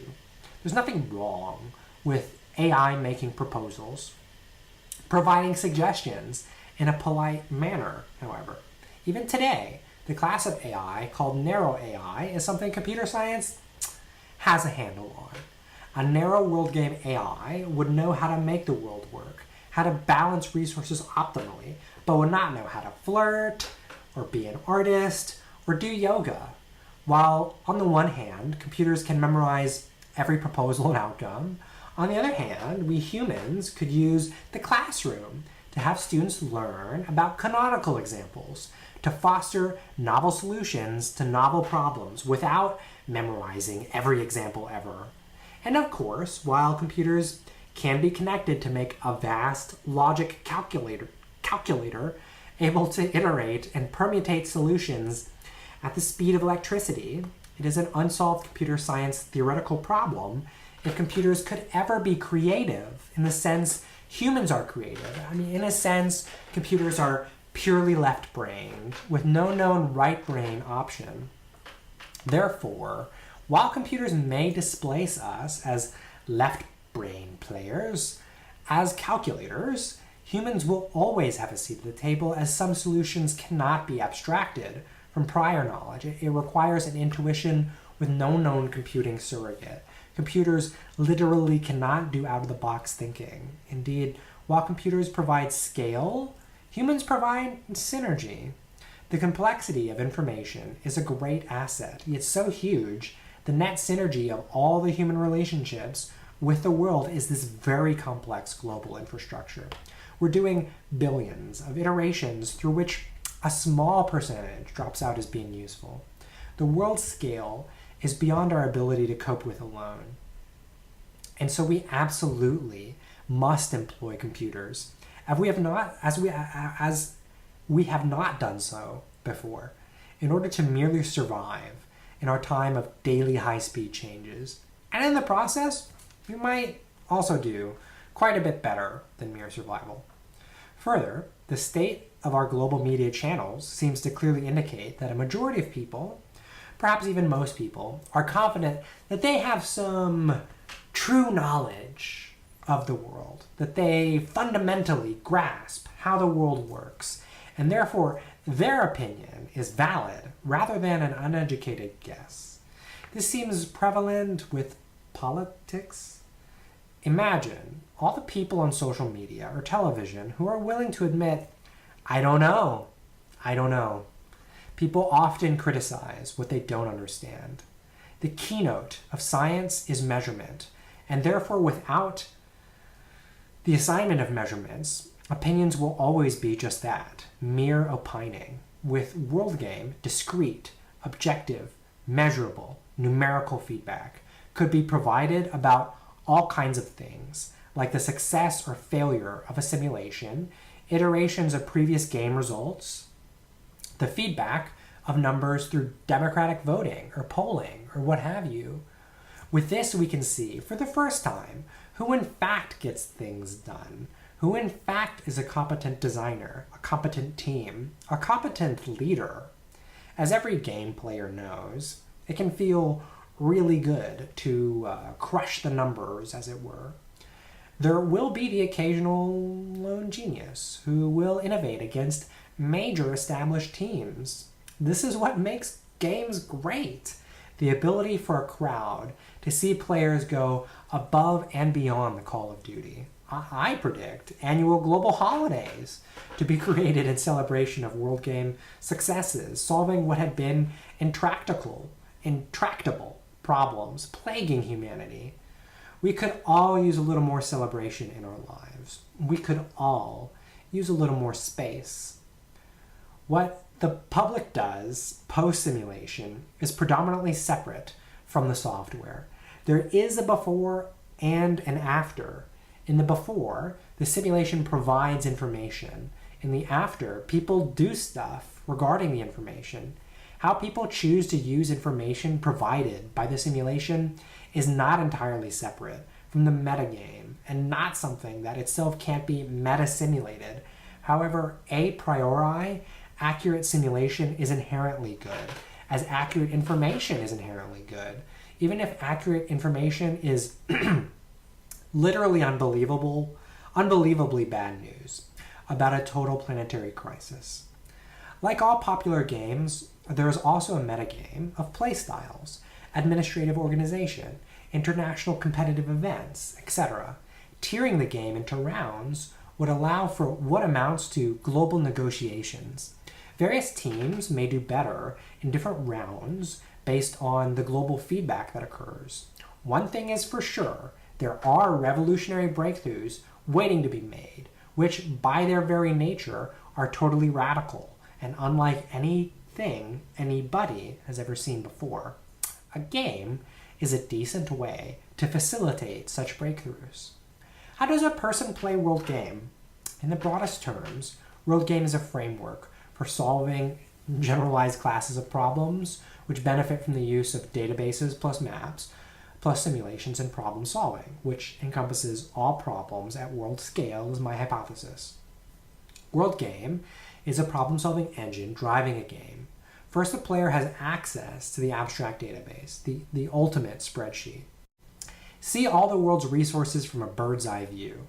So many tons of wheat, so many pregnancies, so many nuclear arms, etc. The database must be strictly kept as a record and only altered to improve accuracy. Thereafter, the database information is mapped onto the Earth, able to be played around with. Part of the game is just getting a sense of what's really going on. Scout it out. Okay, so there's so many tons of wheat. Where is it all being grown? How is it being transported? What about the people who are eating the wheat? Are they healthy, or is wheat making them sick for some reason? We can see who is eating wheat by who is buying wheat right now. Seeing this on a map is part of the graphical user interface. Here's what's happening. Finally, after getting a strong feeling, people can start making strong proposals, prototypes of how to do it better through simulation. Education, wealth, population distribution, housing, any and everything we can account for. Use simulation to play around and explore new ways of optimizing the world system. In some sense, Fuller alludes to the MMORPG genre in suggesting World Game would become this centerpiece of university life. Ostensibly, universities world-round working together through computers to make the world work. That is not so far from guilds working together to take down a final boss in World of Warcraft. One final boss we might tackle is to make a standardized curriculum for primary subjects so that everyone on Earth has access to a minimum of education about a set of critical topics, such as microbiology, etc. Eventually, all humanity could work together to make the world work in all ways as the maximum multi-user team. Using game technology, we can tap into an international cultural literacy surrounding modern video games. I sort of think at some point we have all this literacy in consoles. We're going to start using console controllers more and more as a form of interaction with, highly complex visualizations. So, that might be part of your job at some point because we have this literacy in our culture. So many people have grown up and have these skills. It will make sense to use them, to sort information rapidly or kind of understand visualizations that are spatial, that kind of thing. Fuller also intimates we could hook into these main event games a voting protocol to allow the public to express their interest in solutions which they would want to have implemented in their lives. For an example already being played out, look no further than the quest to make internet available for all humans. Alphabet and Facebook are both building flying machines to beam internet so that all people have access to the world's tree of knowledge, as it were. One doesn't really need to ask if people want free internet as a rule of thumb. It would be nice to have an operational formalism to allow for maximum synergy as competing/cooperating teams vie for the honor of supporting life on Earth successfully. Voting is the state of the art for many contests. Over time, perhaps one ultimate goal would be to get all humanity to participate in World Game final events by voting for solutions which will ostensibly be enacted on Earth. Since World Game is not associated with a particular political party, there's nothing in the way of using the internet to get people of the world to make decisions internationally. Like unto the game mantra to make the world work for 100%, it is worth thinking about the principle of democracy in this regard. A total planetary democracy would be the world's largest conversation. It is engineeringly possible. It is, in principle, socially possible. There's no law of the universe which says we can't all embrace democracy.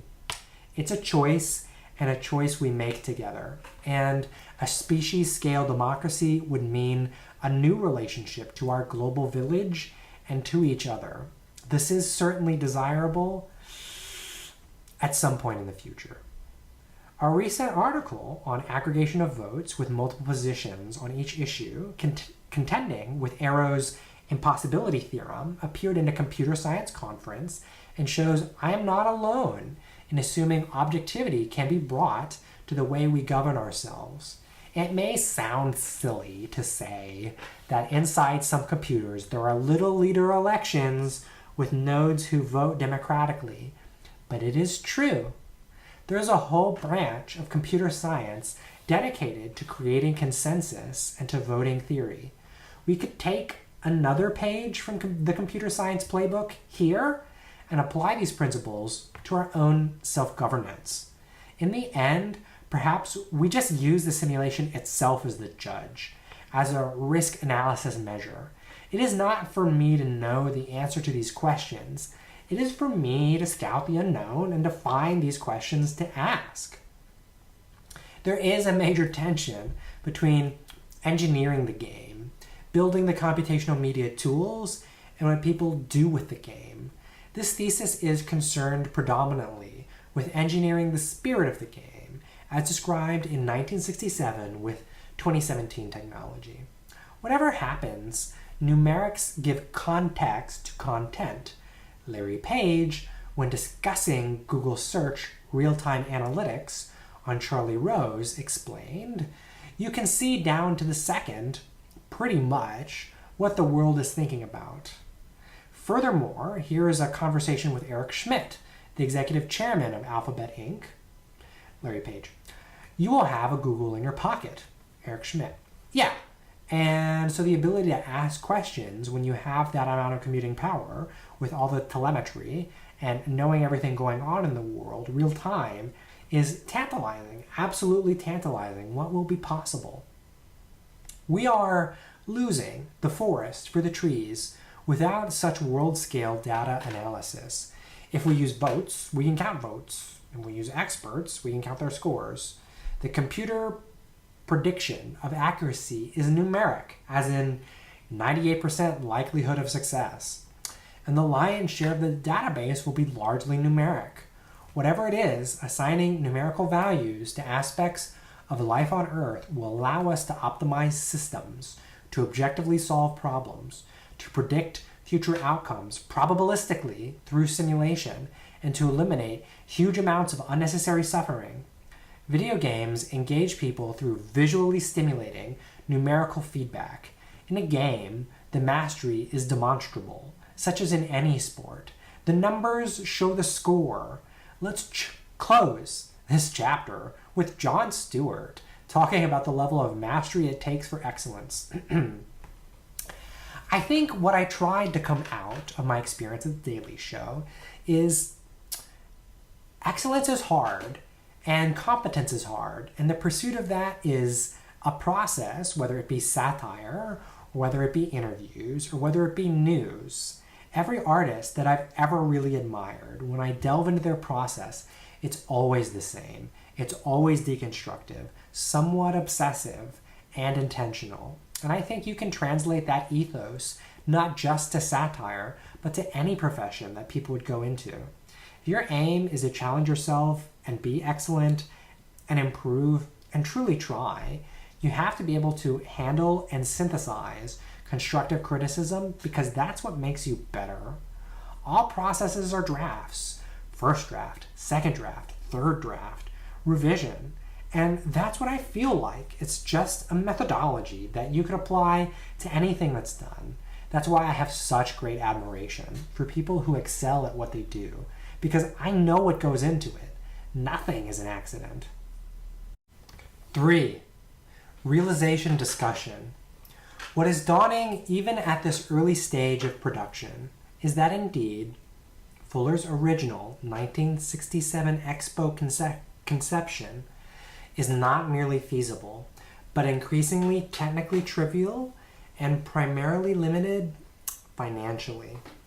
It is therefore necessary to include in the audience of my thesis the types of organizations which are already operating at the scale Fuller foresaw. These are the usual suspects: public, private, academic, etc. While Linux and Wikipedia are examples of enormous collaborative efforts, I would advocate for including open source and crowdsource as much as possible. It seems likely, given the urgency of our planetary situation, that the computer industry would ideally be a part of the process.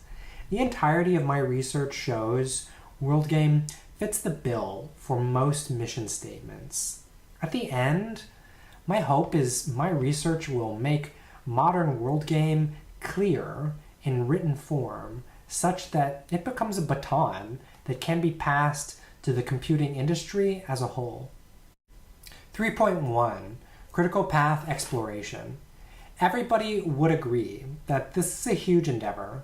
However, we live in an era in which these relative orders of magnitude are highly precedented. The conclusion to draw from this is that WorldGame is highly feasible, while 50 years ago it was merely the seed of an idea now in bloom. Remember, the Apple II in 1977, 39 years ago, had the storage capacity of 140 kilobytes of data for approximately $5,000 in 2017 money. Today, Google Drive gives away 15 gigabytes for free. That's about a millionfold increase in capacity and a 100% decrease in price. In part 1, we did a guided tour of WorldGame's salient features. In part 2, we did a technical analysis of where technology stands today in relationship to the salient features Fuller envisioned all those years ago. In part 3, we will take the technological analysis and ask the question, if this is such a great idea, how do we get from here to there? The following is a brief triangulation of where the world stands in terms of the realization of the salient features. Here are some examples of different endeavors and their costs in order to put in perspective the earlier point. World game is increasingly technically trivial and primarily limited financially. For our database, the World Resources Inventory of Human Trends and Needs, we need a one-stop shop where the world's official datasets can all be accessed from a singular verified source. While there's data at the UN, World Bank, CIA World Factbook, data exists. The need for a comprehensive, authoritative source is paramount. From the Information Clearinghouse datasets, computer scientists all over the globe could run research computations at their own discretion. Whenever there is a wellspring of good information, data scientists want access. In effect, this would be the global wellspring, the mother lode. It is the logical conclusion, especially in light of the huge amount of data we're talking about, to formalize dataset research by designing a state-of-the-art simulation framework which would provide a standard form of exploratory research, much like we have in open source platforms such as TensorFlow, Google DeepMind's standardized framework for machine learning. As far as precedence goes, Dr. Kalidas' earlier comments points to Wikipedia as a precedent database for WorldGame. Wikimedia, basically Wikipedia, operates within the $50 million range, and they employ around 200 people.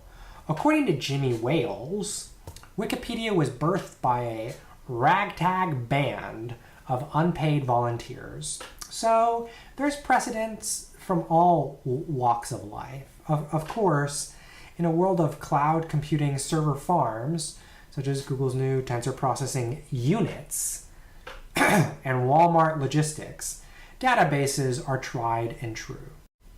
Something like blockchain could be utilized to create trust. In our world of disquiet, assembling the data into the database will be the challenge. For our maps, the Fuller projection map, geoscope, etc., we need to be able to see our whole Earth at once, in effect, working from the whole to the particulars. We already have computer maps in our everyday lives and things like GPS. Correlating the data sets onto maps designed in human-readable ways in a GUI is non-trivial. And yet, GIS is fairly well-developed software platform. Esri has a 43% share in the Geographic Information System, GIS market, compared to just an 11% share from the second largest supplier. And Esri had $1.1 billion in sales in 2014, and Forbes estimates its value at $3 billion. It costs within the thousands of dollars range to be involved with Esri software. Google Earth can simply be analyzed thusly. Alphabet acquired the company Keyhole, which then produced Google Earth. Keyhole was purchased for $35 million in 2004. In reference to Geoscope, the Hayden Planetarium at the American Museum of Natural History in New York cost approximately $120 million in 1995. The design of the interface is the challenge here. For our simulation, we need to be able to explore new ways of arranging the variegated infrastructures of our world rooted in the database and visualized on our map. In war games, this is equivalent of playing out all kinds of scenarios. If we send tanks here, what will happen? In World Game, this is the equivalent of playing out all kinds of scenarios. If we send windmills here, what will happen? In both examples, the simulation's mathematical models, in effect, tell us what will happen. In both examples, the reality of war and the reality of life has to be handled with care by the human players. I think one way to reduce the problem space for our simulations is to divide problems into order of magnitude classes, in a similar manner as to how computer scientists classify algorithmic problems in P space, NP, NP complete, etc. At some point, we may reach a point, like in algorithm design, where we squeeze out fractional improvements in already well-known procedures. Moreover, using computational satisfiability solvers, we can logically prove the safety of various world systems. This combination of enormous computational power with magical brute force can now solve very hard combinatorial problems, as well as proving safety of such systems such as railways. As far as precedence goes, we need no look further than TensorFlow, which is a publicly available platform for machine learning. TensorFlow is the result of work done from Google X's Google Brain, which, to put in perspective, it would be fair to say Google Brain, now called the Neural Network Project, is producing in value for Google something that would be comparable to the total costs of Google X. Just one thing we've spun out. Alphabet purchased DeepMind for $650 million, showing the purchasing price of the technical capability necessary to build good ML simulation. In 2016, AlphaGo executed at approximately 1,000 simulations per second per CPU thread on an empty Go board with a total capacity of 40 search threads, 48 CPUs, and 8 GPUs, which approximates to 40,000 simulations per second. AlphaGo used TensorFlow in the man versus machine showdown against Lee Sedol. The cherry on top is the new TensorFlow processing units, which are new computer hardware designed to optimize neural network machine learning. Furthermore, there is precedent with sophisticated simulation through the BlackRock Aladdin system, which is the risk management division of the largest investment management corporation who oversees $15 trillion. Aladdin is a computer system which provides simulations of economic markets in order to assess cost/benefit analysis, i.e. risk management. Armed with insights from these simulations, traders managing large, complex portfolios can tweak their holdings accordingly. In total, the computer is providing simulated risk information on almost 7% of the world's $225 trillion of financial assets. This is unprecedented, and it means flaws in the system could matter to more than just BlackRock, its investors, and its customers. The technical engineering of a simulation is the challenge here. For our game, we need to be able to capture the public's imagination, both as a way to crowdsource solutions and as an educational strategy. Having a game is essential. Competitive events, online play, all the ticker tape parade of modern video games. As far as precedence goes, according to the Entertainment Software Association, in 2016, the video game industry generated $34.4 billion in revenue. However, to put this in perspective, Apple posted quarterly revenue of $46.9 billion in Q4 2016. The estimated cost of maintenance for World of Warcraft over 4 years is $200 million, and it is estimated that a generic big-name game costs $60 million to create. Esports, the realm dedicated to video games, is projected to reach 1.3 billion in 2020. Jane McGonigal's analysis that humanity spends 3 billion hours a week playing online games is relevant here. Of course, her thesis is we need to be spending 21 billion hours a week. And if given some of those hours go to World Game, I agree with her. People expect a lot of bells and whistles in a modern video game. World Game needs to be electric. The design of a fun core game loop is the challenge here. So what are we going to do? What are the possible moves/scenarios for approaching the realization of a tool with this potential magnitude/ramifications? It seems there are 4 fundamental pathways: private, academic, corporate, and governmental. 1. The startup model. A small team with minimal funds constructs a mock-up. 2. The academic model. Universities collaborate to build the game in an open source manner similar to Wikipedia and Linux. 3. The supranational model. There are large technology companies which employ software engineers who could construct almost anything. 4. As we have seen in Franklin Delano Roosevelt, New Deal, or to a lesser extent the Marshall Plan, governments can rewrite the rules of society in a way no one else can.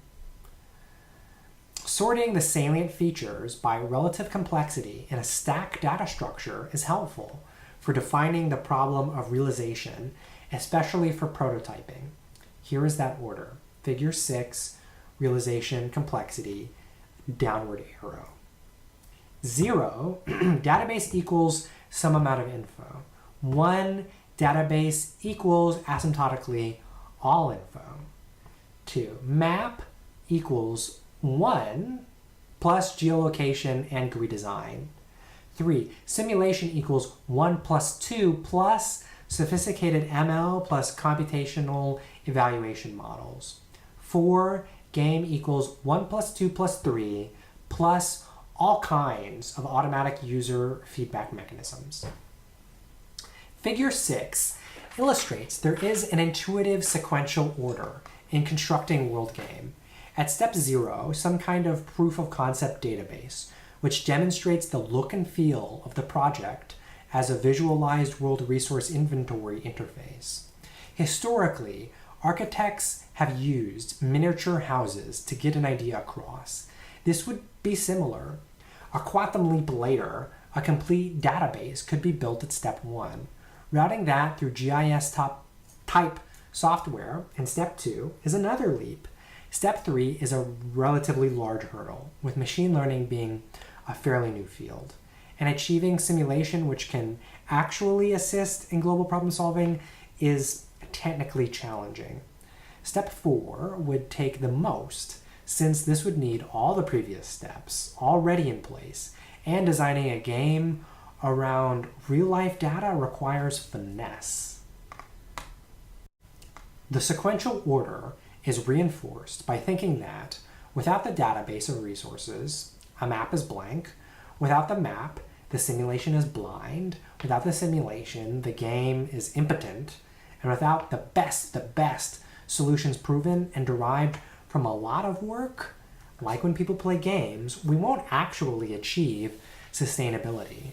Achieving sustainability becomes possible when we have not just a dashboard, but a customizable, comprehensive computational analysis of features which have been number crunched.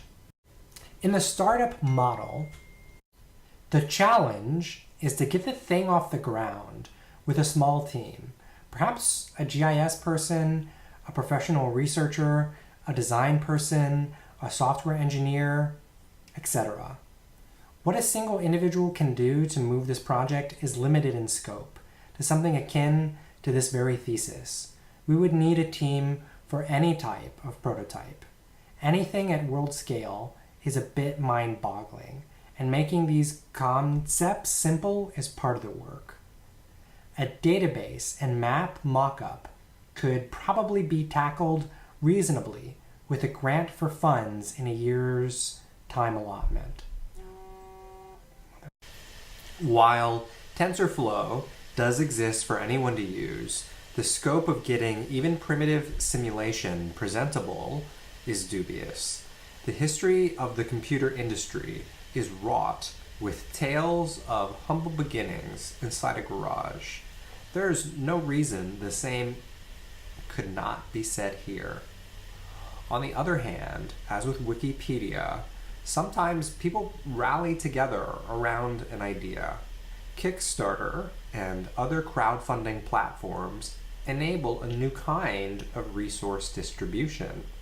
World Game is compelling, and this could be an advantage for the startup model.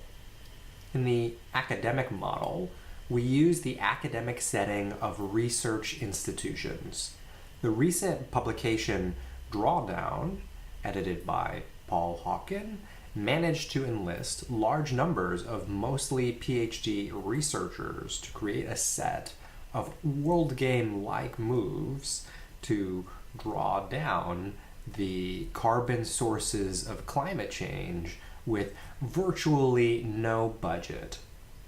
Foldit is also an example of the academic model. I think it is very easy to imagine a graduate level class which uses World Game as the subject matter, like what Fuller did longhand, only this time around focusing on the use of computer tools, gathering the data sets, getting familiar with machine learning, reading the original documents, and seeing how they apply to the modern world, etc. Stephen Skina's work on the Quant Shop, a series of data science videos using ML to predict various future events, serves as a model. Reading, writing, projects, all of these could immediately go into furthering the students' understanding of the planet and could immediately go into further the actual implementation of such a game. Pitting campuses against one another has previously been discussed. Go banana slugs! I see no reason why the UC system or other networks of campuses couldn't create a canonical class form or a syllabus or even the software itself, like our friend, the Human Genome Project, and be working together internationally. Graduate students are excellent farm hands for just this kind of work. In the supranational model, an enormous organization would simply get the job done. The governmental model exists and has tendrils in organizations like the National Science Foundation. There is no reason that these models could not blend together at various stages of completion. I do think it is important this project remains communicable with the public. The recent race to privatize versus publicize the Human Genome Project comes to mind. In brief, a private company and a public organization raced to see who could crack the code first and earn the rights to share freely or license through fees. I feel safe in commenting that science would have been set back had the human genome been privatized. A little later on, I make the case that it would be similarly inappropriate to commercialize World Game. It is one thing to get people to play World Game. Already it is a challenge to face reality and cooperate in large groups. It is an entirely other thing to get people to pay to play World Game. It's possible to make a browser game with huge cloud infrastructure backing, or a downloadable app which puts more onus on the personal central processing unit. These are engineering choices to be made by engineers. There obviously could be multiple phases. Ostensibly, corporate giants could steamroll the whole endeavor by rolling out a finished product, or a small team could build momentum incrementally, stitch together scaffolding, Or variously many campuses could work together on a shared code base. Each of these different scenarios will mean different abilities to scale the database, the design of the map interface, and the simulation capability. By now, we have seen the software feasibility due to the computer industry's mastery of blockchain, computer graphics, and machine learning. Fuller's concept to bring together cross-cultural humanity in the U.S. Pavilion of 1967 Montreal's World Fair in a great logistics game played on a giant mainframe computer is not only possible, but today we can do much more through the release of World Game software to the public on their personal computers, being so ubiquitous, etc.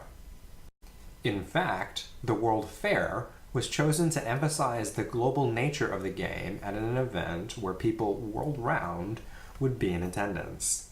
Today, the internet is ostensibly a 24/7, 365 World's Fair, and so we might in a way realize even the vision to have World Game be played at the World's Fair by making World Game playable on the internet.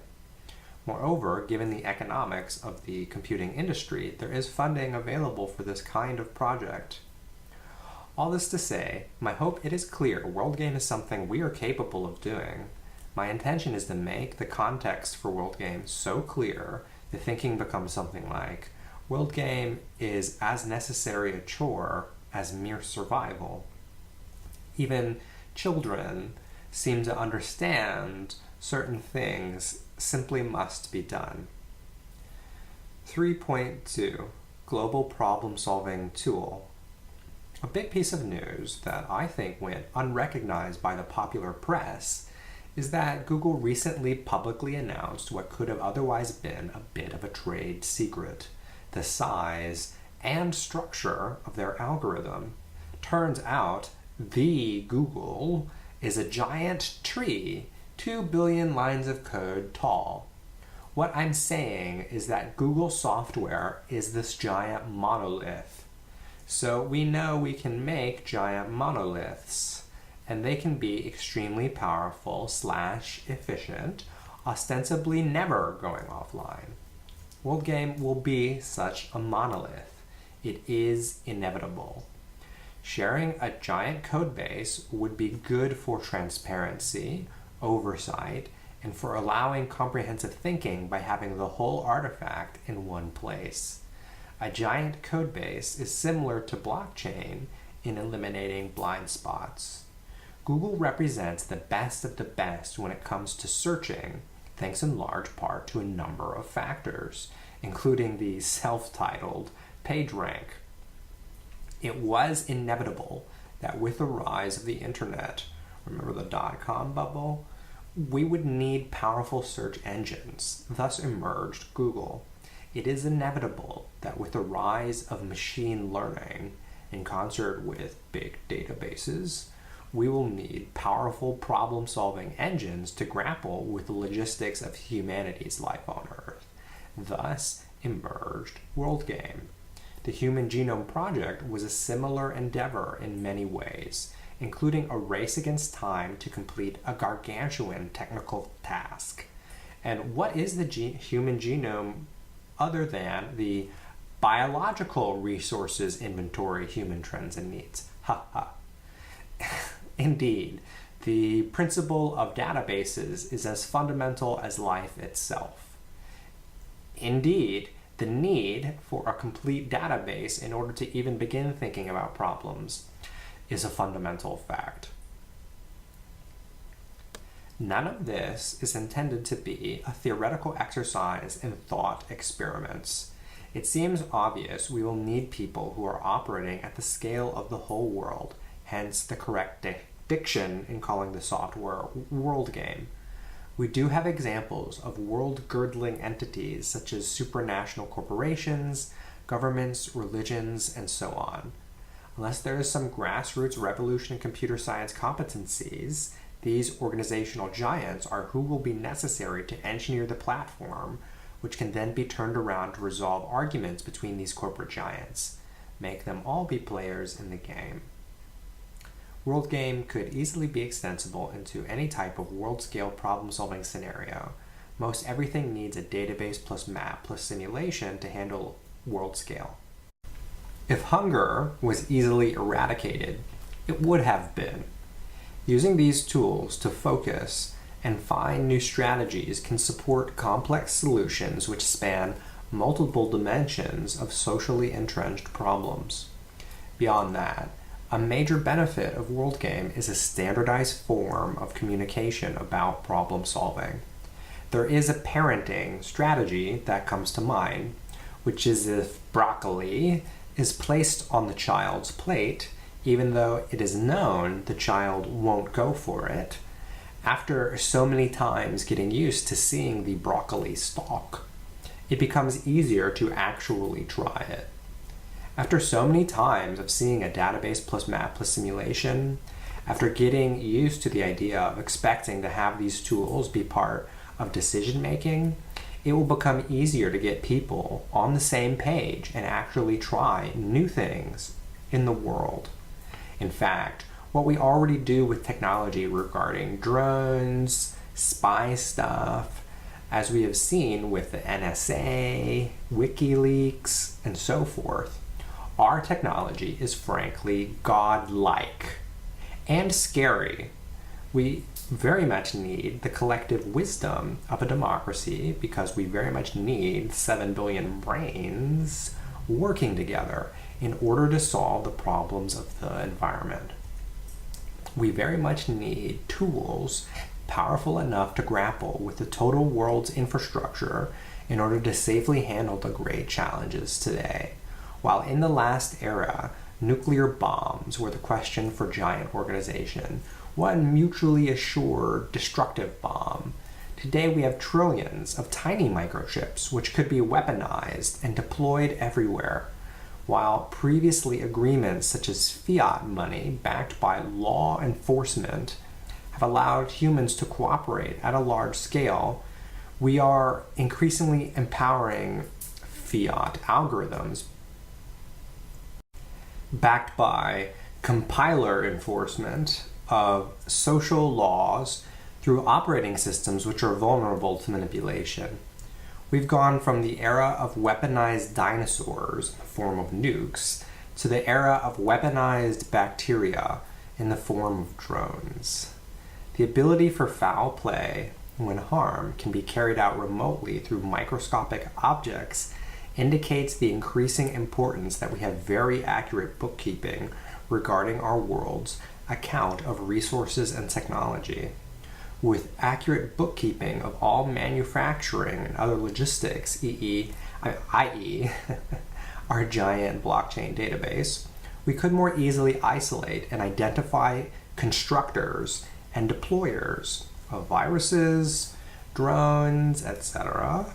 Because of cash, because of black markets, for so many reasons, law enforcement do not know and have to resort to phishing for rogue agents in the form of sting operations.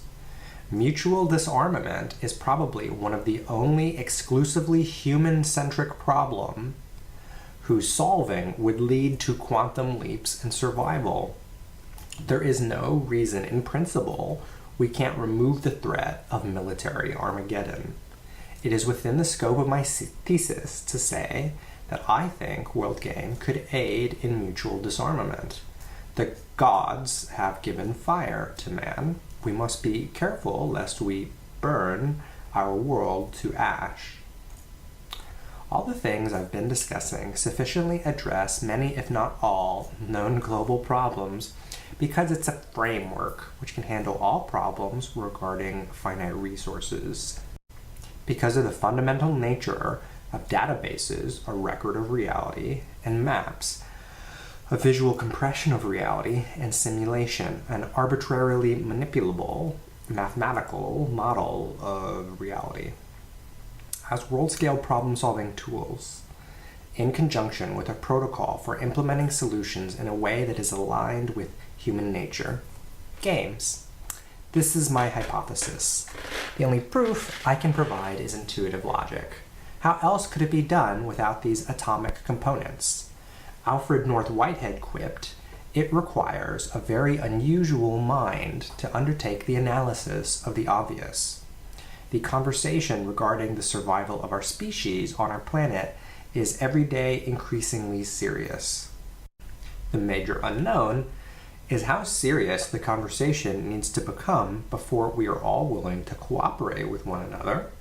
My hope is that this document will help the planetary conversation and, to be perfectly honest, save lives by doing so. Computers represent the counter-emergency. Ultimately, what I'm trying to do is make a humanitarian case. I'm challenging the technology industry to put their attention on something that can do good rather than on figuring out how to monetize all human affairs. There is no alternative to peace, Eisenhower. The world is now too dangerous for anything but utopia, John R. Platt. The armaments race is an accelerating downward spiral to oblivion, Jerome Weissner. There is a moral responsibility for any computer scientist to be embraced by the Association for Computing Machinery and all others in reference to a political reading of computational media. We need to engineer the first conscious software object dedicated to making the world work. Google's motto might be said, "Find anything." Amazon's motto, "Buy anything." World Games' motto, "Solve anything." The procedural rhetoric, the message the system of the software ultimately sends, sometimes even despite itself, for at least one computer program on Earth must be to make the world work for 100% of humanity. And yet we do not have such a software. Therefore, if we think we want the world to work, we must at some point have such a program in place, given the nature of increasingly ubiquitous technology. Facebook has the procedural rhetoric to connect the whole world. Google has the procedural rhetoric to organize the world's information. WorldGame has the procedural rhetoric of making the world work. WorldGame clearly fills a gap in the technology industry as the pioneering problem-solving engine. Under all governments, for all types of society, employing the universal problem-solving principles of databases, mapping, and simulation to coordinate societal needs is requisite for the sustainability of civilizations at scale. And the game will drive the message home from nice idea to everyday reality. Go Golden State Warriors! Sometimes people say, he just believed that the world, everybody could be trusted. Well, I'm not sure I believed it or not, but I thought it was worth a go. That was really more accurate. And then it proved over time, yeah, there is a tiny percentage of people who are incredibly annoying, but most people are basically decent and won't wreck things, and you find ways to work together. Jimmy Wales, Wikipedia. Open source, crowdsource, cloud engineering is a beautiful thing. The heuristic I will use to explain the process is just that. Wherever we can maximize public participation, we maximize public participation. There are places where we just cannot. On Wikipedia, the canonical example is that the article on Jesus is locked from random edits called semi-protection. Generally, the technicality required for WorldGame software engineering is limited to a very small percentage of the population who probably are already involved in the industry. In any event, this project can use all the help it can get. One very important point is in Wikipedia's self-admitted rocky reputation in the academic world. How will people know if the database or simulation is correct? Professional standards, the incorporation of fact-checking, and having the code publicly available will do a lot to cover reputation. Blockchain seems to be the ultimate reputation management system in terms of record keeping. As I said before, one way to include maximum public participation is to pay people for various crowdsourcing options. Take, for example, Amazon's Mechanical Turk, in which people are paid to do anything you can get them to do with a mouse, keyboard, and microphone. This would gain further credence if we form a computational democracy in which eventually 100% of humanity could vote in World Game matches, thus fulfilling the spirit of the game to make the world work for 100% of humanity in the shortest possible time without ecological offense or the disadvantage of anyone. People move out. And if you're worried about Arrow's impossibility theorem, where any more than two choices creates chaos, then fine, give people only yes-no binaries. We already do that in computers. In terms of democracy, I agree with two-time Academy Award winner William Goldman. Nobody knows anything. Yet, maybe everybody together as one knows something. The primary tool of anthropology, ethnography, is captured in the form of electronic voting. Computational democracy is ethnography in total. Democracy certainly couldn't work so long as you really have an illiterate group who don't really know what's going on and are leaving it to a power structure which has all the intelligence information and makes decisions without people really knowing why. So I said we're coming into an absolutely new moment when it could be that a phenomenon like democracy really might work. There are logical things that can be and should be done for all humanity, which a democracy might really seem very spontaneous. And it's what you just do. Now, with the information proliferation that's going on around the world, this could become a possibility. And I think that is the moment we're really coming into. 3.3, critical moment. In order to finish our Buckminster Fuller's unfinished computer game, World Game, this thesis clearly shows the mandatory nature of using computers as a counter-emergency. No further prototypical convincing is necessary. It is a coherent fact out in the world, and has been a fact since 1964 at least. In order to secure future survival, we will need the total world database. Without an objective record of civilization, nothing else makes sense, and no toy prototype efforts are worthwhile versus earnestly attempting maximum information gathering for the database as fast as we can. And in order to do productive things with the global database, we will need a map and simulations to deal with the flood of information. There is a planetary crisis. This crisis is not being adequately addressed. Climate change promises to usher in a dark age. Civilization is not in an advantageous position to stop it. The economy, perhaps the current problem-solving engine, is driving the problem, not solving it.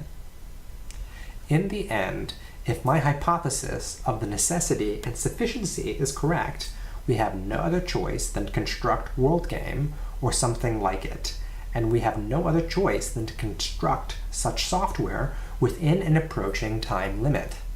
This thesis shows humanity currently has the technical knowledge capable of creating sustainable civilization.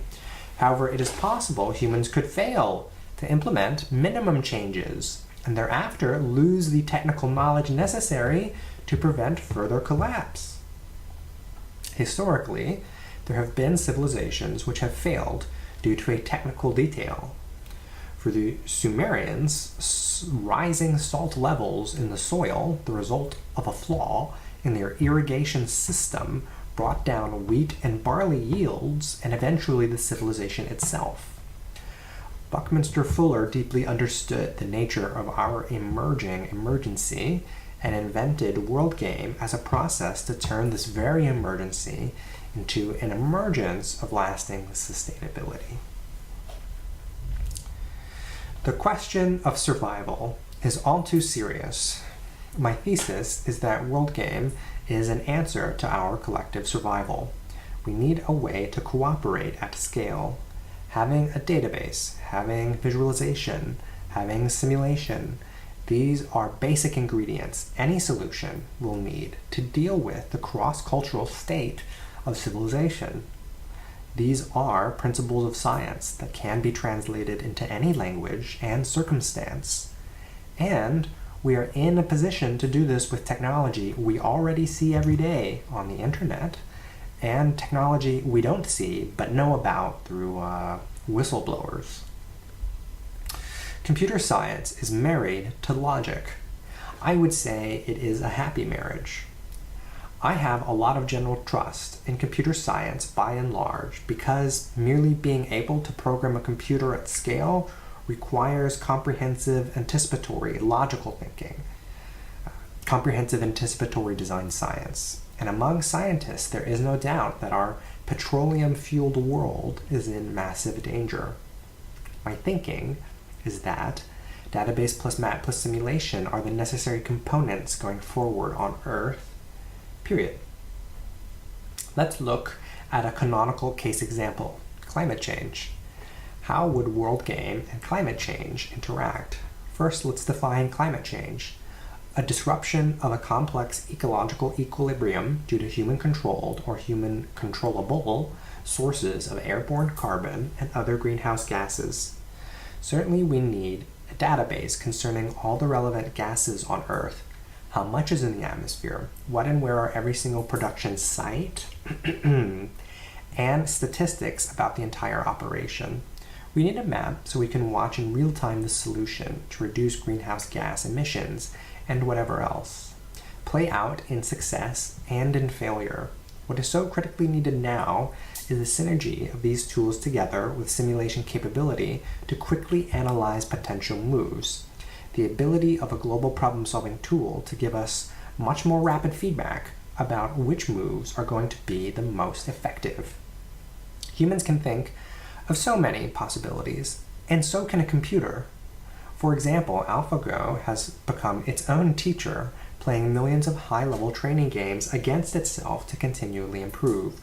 Shi Yue, 9-Dan professional and world championship, said the games were like nothing I've ever seen before. They're how I imagine games from far in the future. This is especially important because if the simulation posits we are missing minimum goals, we can come to a consensus and choose indeed, sometimes business interests will have to pay the price of productivity instead of the planet paying the price of further disruption. The planet who cannot afford to pay anymore. With the database, we can be efficient as to how we configure resource flows optimally according to what's necessary and sufficient from the simulation. I heard first about design science as a just beginning architectural student. I just finished the first term of the first year in AIA, American Institute of Architects conference. Fuller was in London giving a talk to, I didn't know him or know of him, he was giving a talk to the Association of British Architects, students of architecture, and I happened to be there, and he was talking basically about this program he had just launched to have all the architectural schools in the world, all the architectural students collaborate in a 10 years program to design the world. And of course, to me, architecture meant Corbusier or Frank Lloyd Wright, a building, spaces. And here's someone saying, the object of design is not a chair, it's not a building, it's the planet as a whole. And that's the way we need to think about the thing, and that's at the essence of the sustainability challenge. Michael Ben Eli. Finally, there is the challenge for society.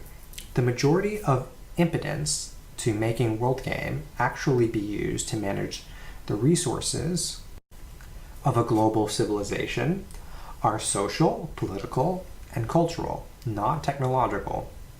There's a strong line of, if we build it, they will come, through this writing, but solving the build it technical / engineering problems, which are still considerable, is far less than half the challenge. It is important at the outset to decouple the challenge for society from the challenge for engineering. Even now, it is clear through repeated explication that the three ground truths of database plus map plus simulation is inevitable if civilization is to continue at scale. What is not clear now, and will continue to not be clear even at the end of this thesis, is how we are going to use this threefold framework, world game, to solve the challenge for society, social, political, and cultural irreconcilables. Anything not technologically automatable. We do not know how the landscape of social life will change in the coming years. I have argued again and again that making computer science education available and friendly to everyone is a requirement for an enlightened society. I can imagine a final examination for whatever form of educational system in which the student must demonstrate some understanding of world game computer code in order to participate in some higher aspects of social life. In any event, a definitive case is made that world game is necessary, and a substantial case is made that it is sufficient. Sufficiency implies the social problem. If indeed people behave favorably given a favorable environment, including world game in the environment may be the missing ingredient for favorable behavior. In my hypothesis, I posit the game aspect of world game is the optimal artifact for getting people to cooperate, cooperation being the ultimate problem in the challenge for society. Why do we rarely see visualizations of data mapped on our globe to illustrate a point on our news channels? Where is the public square, ticker tape, Twitter feed of vital things going on all around the planet? Even if we are presented with the solution we need from the computer industry, humanity has demonstrated that it might just throw it all away for arbitrary reasons. It is the public excitement from the game upon which my hope rests, that we will all choose collective survival at the cost of our collective egos. And this is the challenge for society. Elon Musk, in Conversation About PayPal, described money as simply a way to allocate labor, and money is just a number in a database. Labor must be allocated toward important tasks which need to be done. Mark Zuckerberg recently described a computational democracy by voting online and advocated for embracing a universal basic income, while couching his claims upon his success in computer science. Rearranging the metaphysical structures of society is being discussed on the record by serious market players. Transparent government has been a democratic ideal at least since the Enlightenment. We need to have access to the codes and workings that govern us. Today, those include software algorithms too. We must see the source of code of software algorithms, but we need to do more than see. We need more than a window. We also need a door, a way in to Facebook's algorithms so that we can critique and change them. If we work on this together, we will have a chance to make algorithms match our democratic ideals. I think World Game is the technological bridge we need for the simple act of global cooperation, let alone tackling the largest problems facing all of us, like proper disposal of nuclear arms and waste. Through the medium of software code, the programmers of the world would be able to verify the machinations of World Game, and therefore trust the information in delicate situations like mutual disarmament. Similar to familiar systems such as escrow, World Game could act as an objective third party in global affairs, a very logical objective third party. It is my philosophical stance that society could operate like a computer science operating system. I argue that a national constitution already is a technically primitive implementation of logical principles used in operating system designs. Already the laws which govern our legal actions are the same as programming code, which defines executable actions in software. If we define computer science as the study of algorithms, then the discipline of optimization is a mature and well-oiled science with discovered principles of applied logic awaiting to be applied in social structures. Approximation, consensus, producer-consumer, there's a whole suite of protocols which could be useful in our thinking about the expected 21 billion meals every single day, feeding breakfast, lunch, and dinner to all humans. Our old friend, Alan Turing, provides a final precedent and a closing thought. During World War II, the Germans were convinced that their Enigma cryptographic machine could not be broken because of the vast number of word scramblings. 150, 738, 274, 937, 250, possible rearrangements of a coded message. This was an astounding complexity at the time, uncountable. Yet here is Turing saying, in fact, it was countable, just not humanly countable. His machine could do it, he said. Given he was working for what the British termed ultra-intelligence, it was worth trusting Turing. Here is an excerpt from his letter to Winston Churchill. We realize that there is a tremendous demand for labor of all kinds, and that its allocation is a matter of priorities.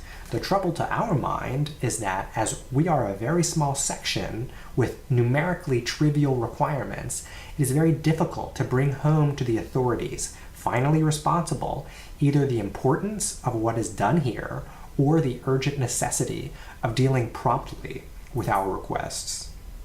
At the same time, we find it hard to believe that it is really impossible to produce quickly the additional staff that we need, even if this meant interfering with the normal machinery of allocations. Turing's sentiment is also my own.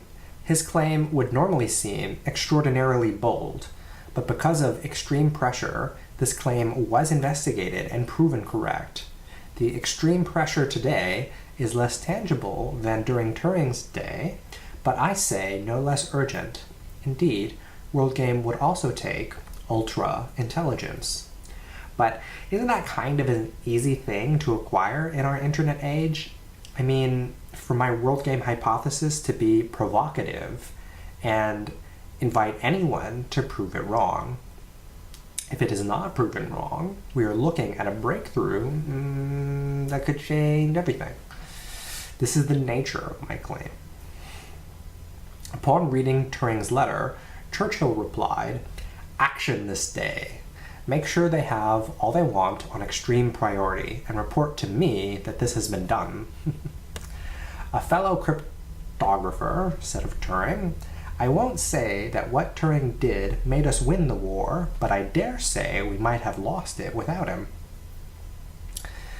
My total thesis thought experiment and historical evidence combine to show how and why modern sustainability requires technology extending generic problem-solving skills associated with blockchain databases, the Fuller projection map, and sophisticated ML simulations in order to function at world scale. I have substantively argued WorldGame, or something like it, is necessary for the foreseeable future. I further hypothesize that a game is a sufficient mechanism to incorporate humanity and persuade ourselves to use these necessary tools for survival. All this to mean WorldGame is necessary and sufficient for the time going forward. 3.4. Concluding remarks. Over time, I've learned, surprisingly, that it's tremendously hard to get teams to be super ambitious. It turns out most people haven't been educated in this kind of moonshot thinking.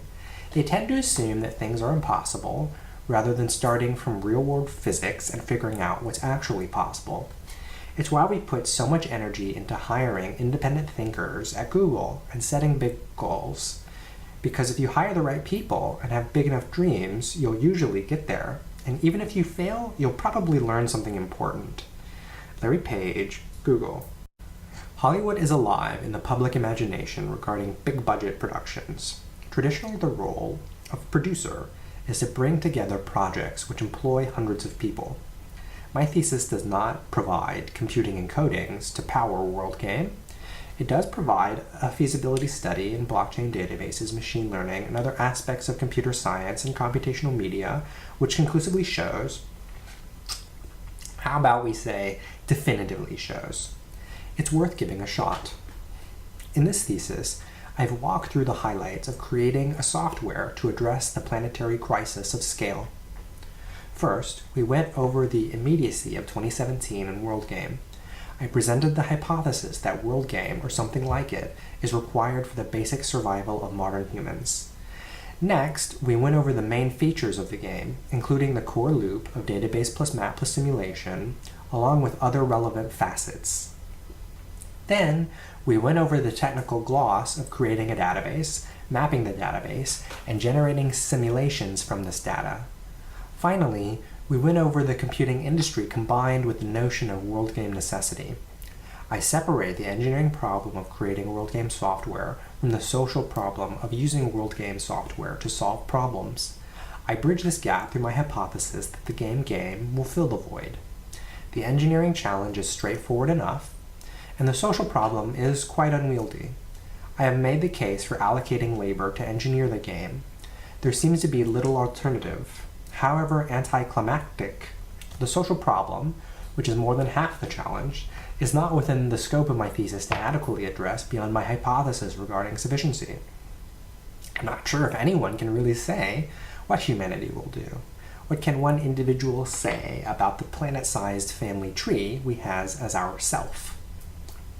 I will say at the end that concurrent with our modern times, the rise of education maybe will assuage social problems of many kinds, along with social services such as WorldGame and other free public resources for the good of society.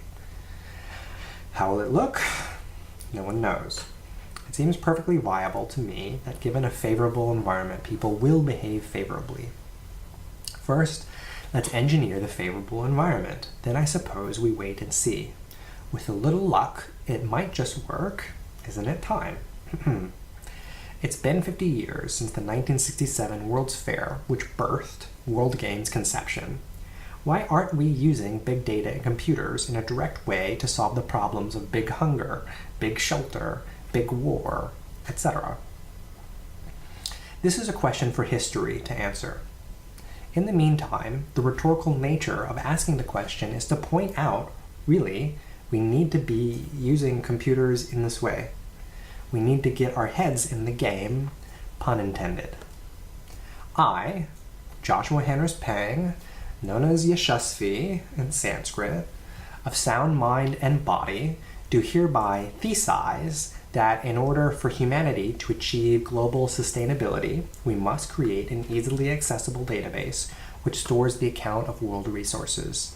Furthermore, we must create simulations regarding resource use patterns in order to aid our decision-making processes in the limited time we have to reverse negative feedback loops, hastening environmental destruction.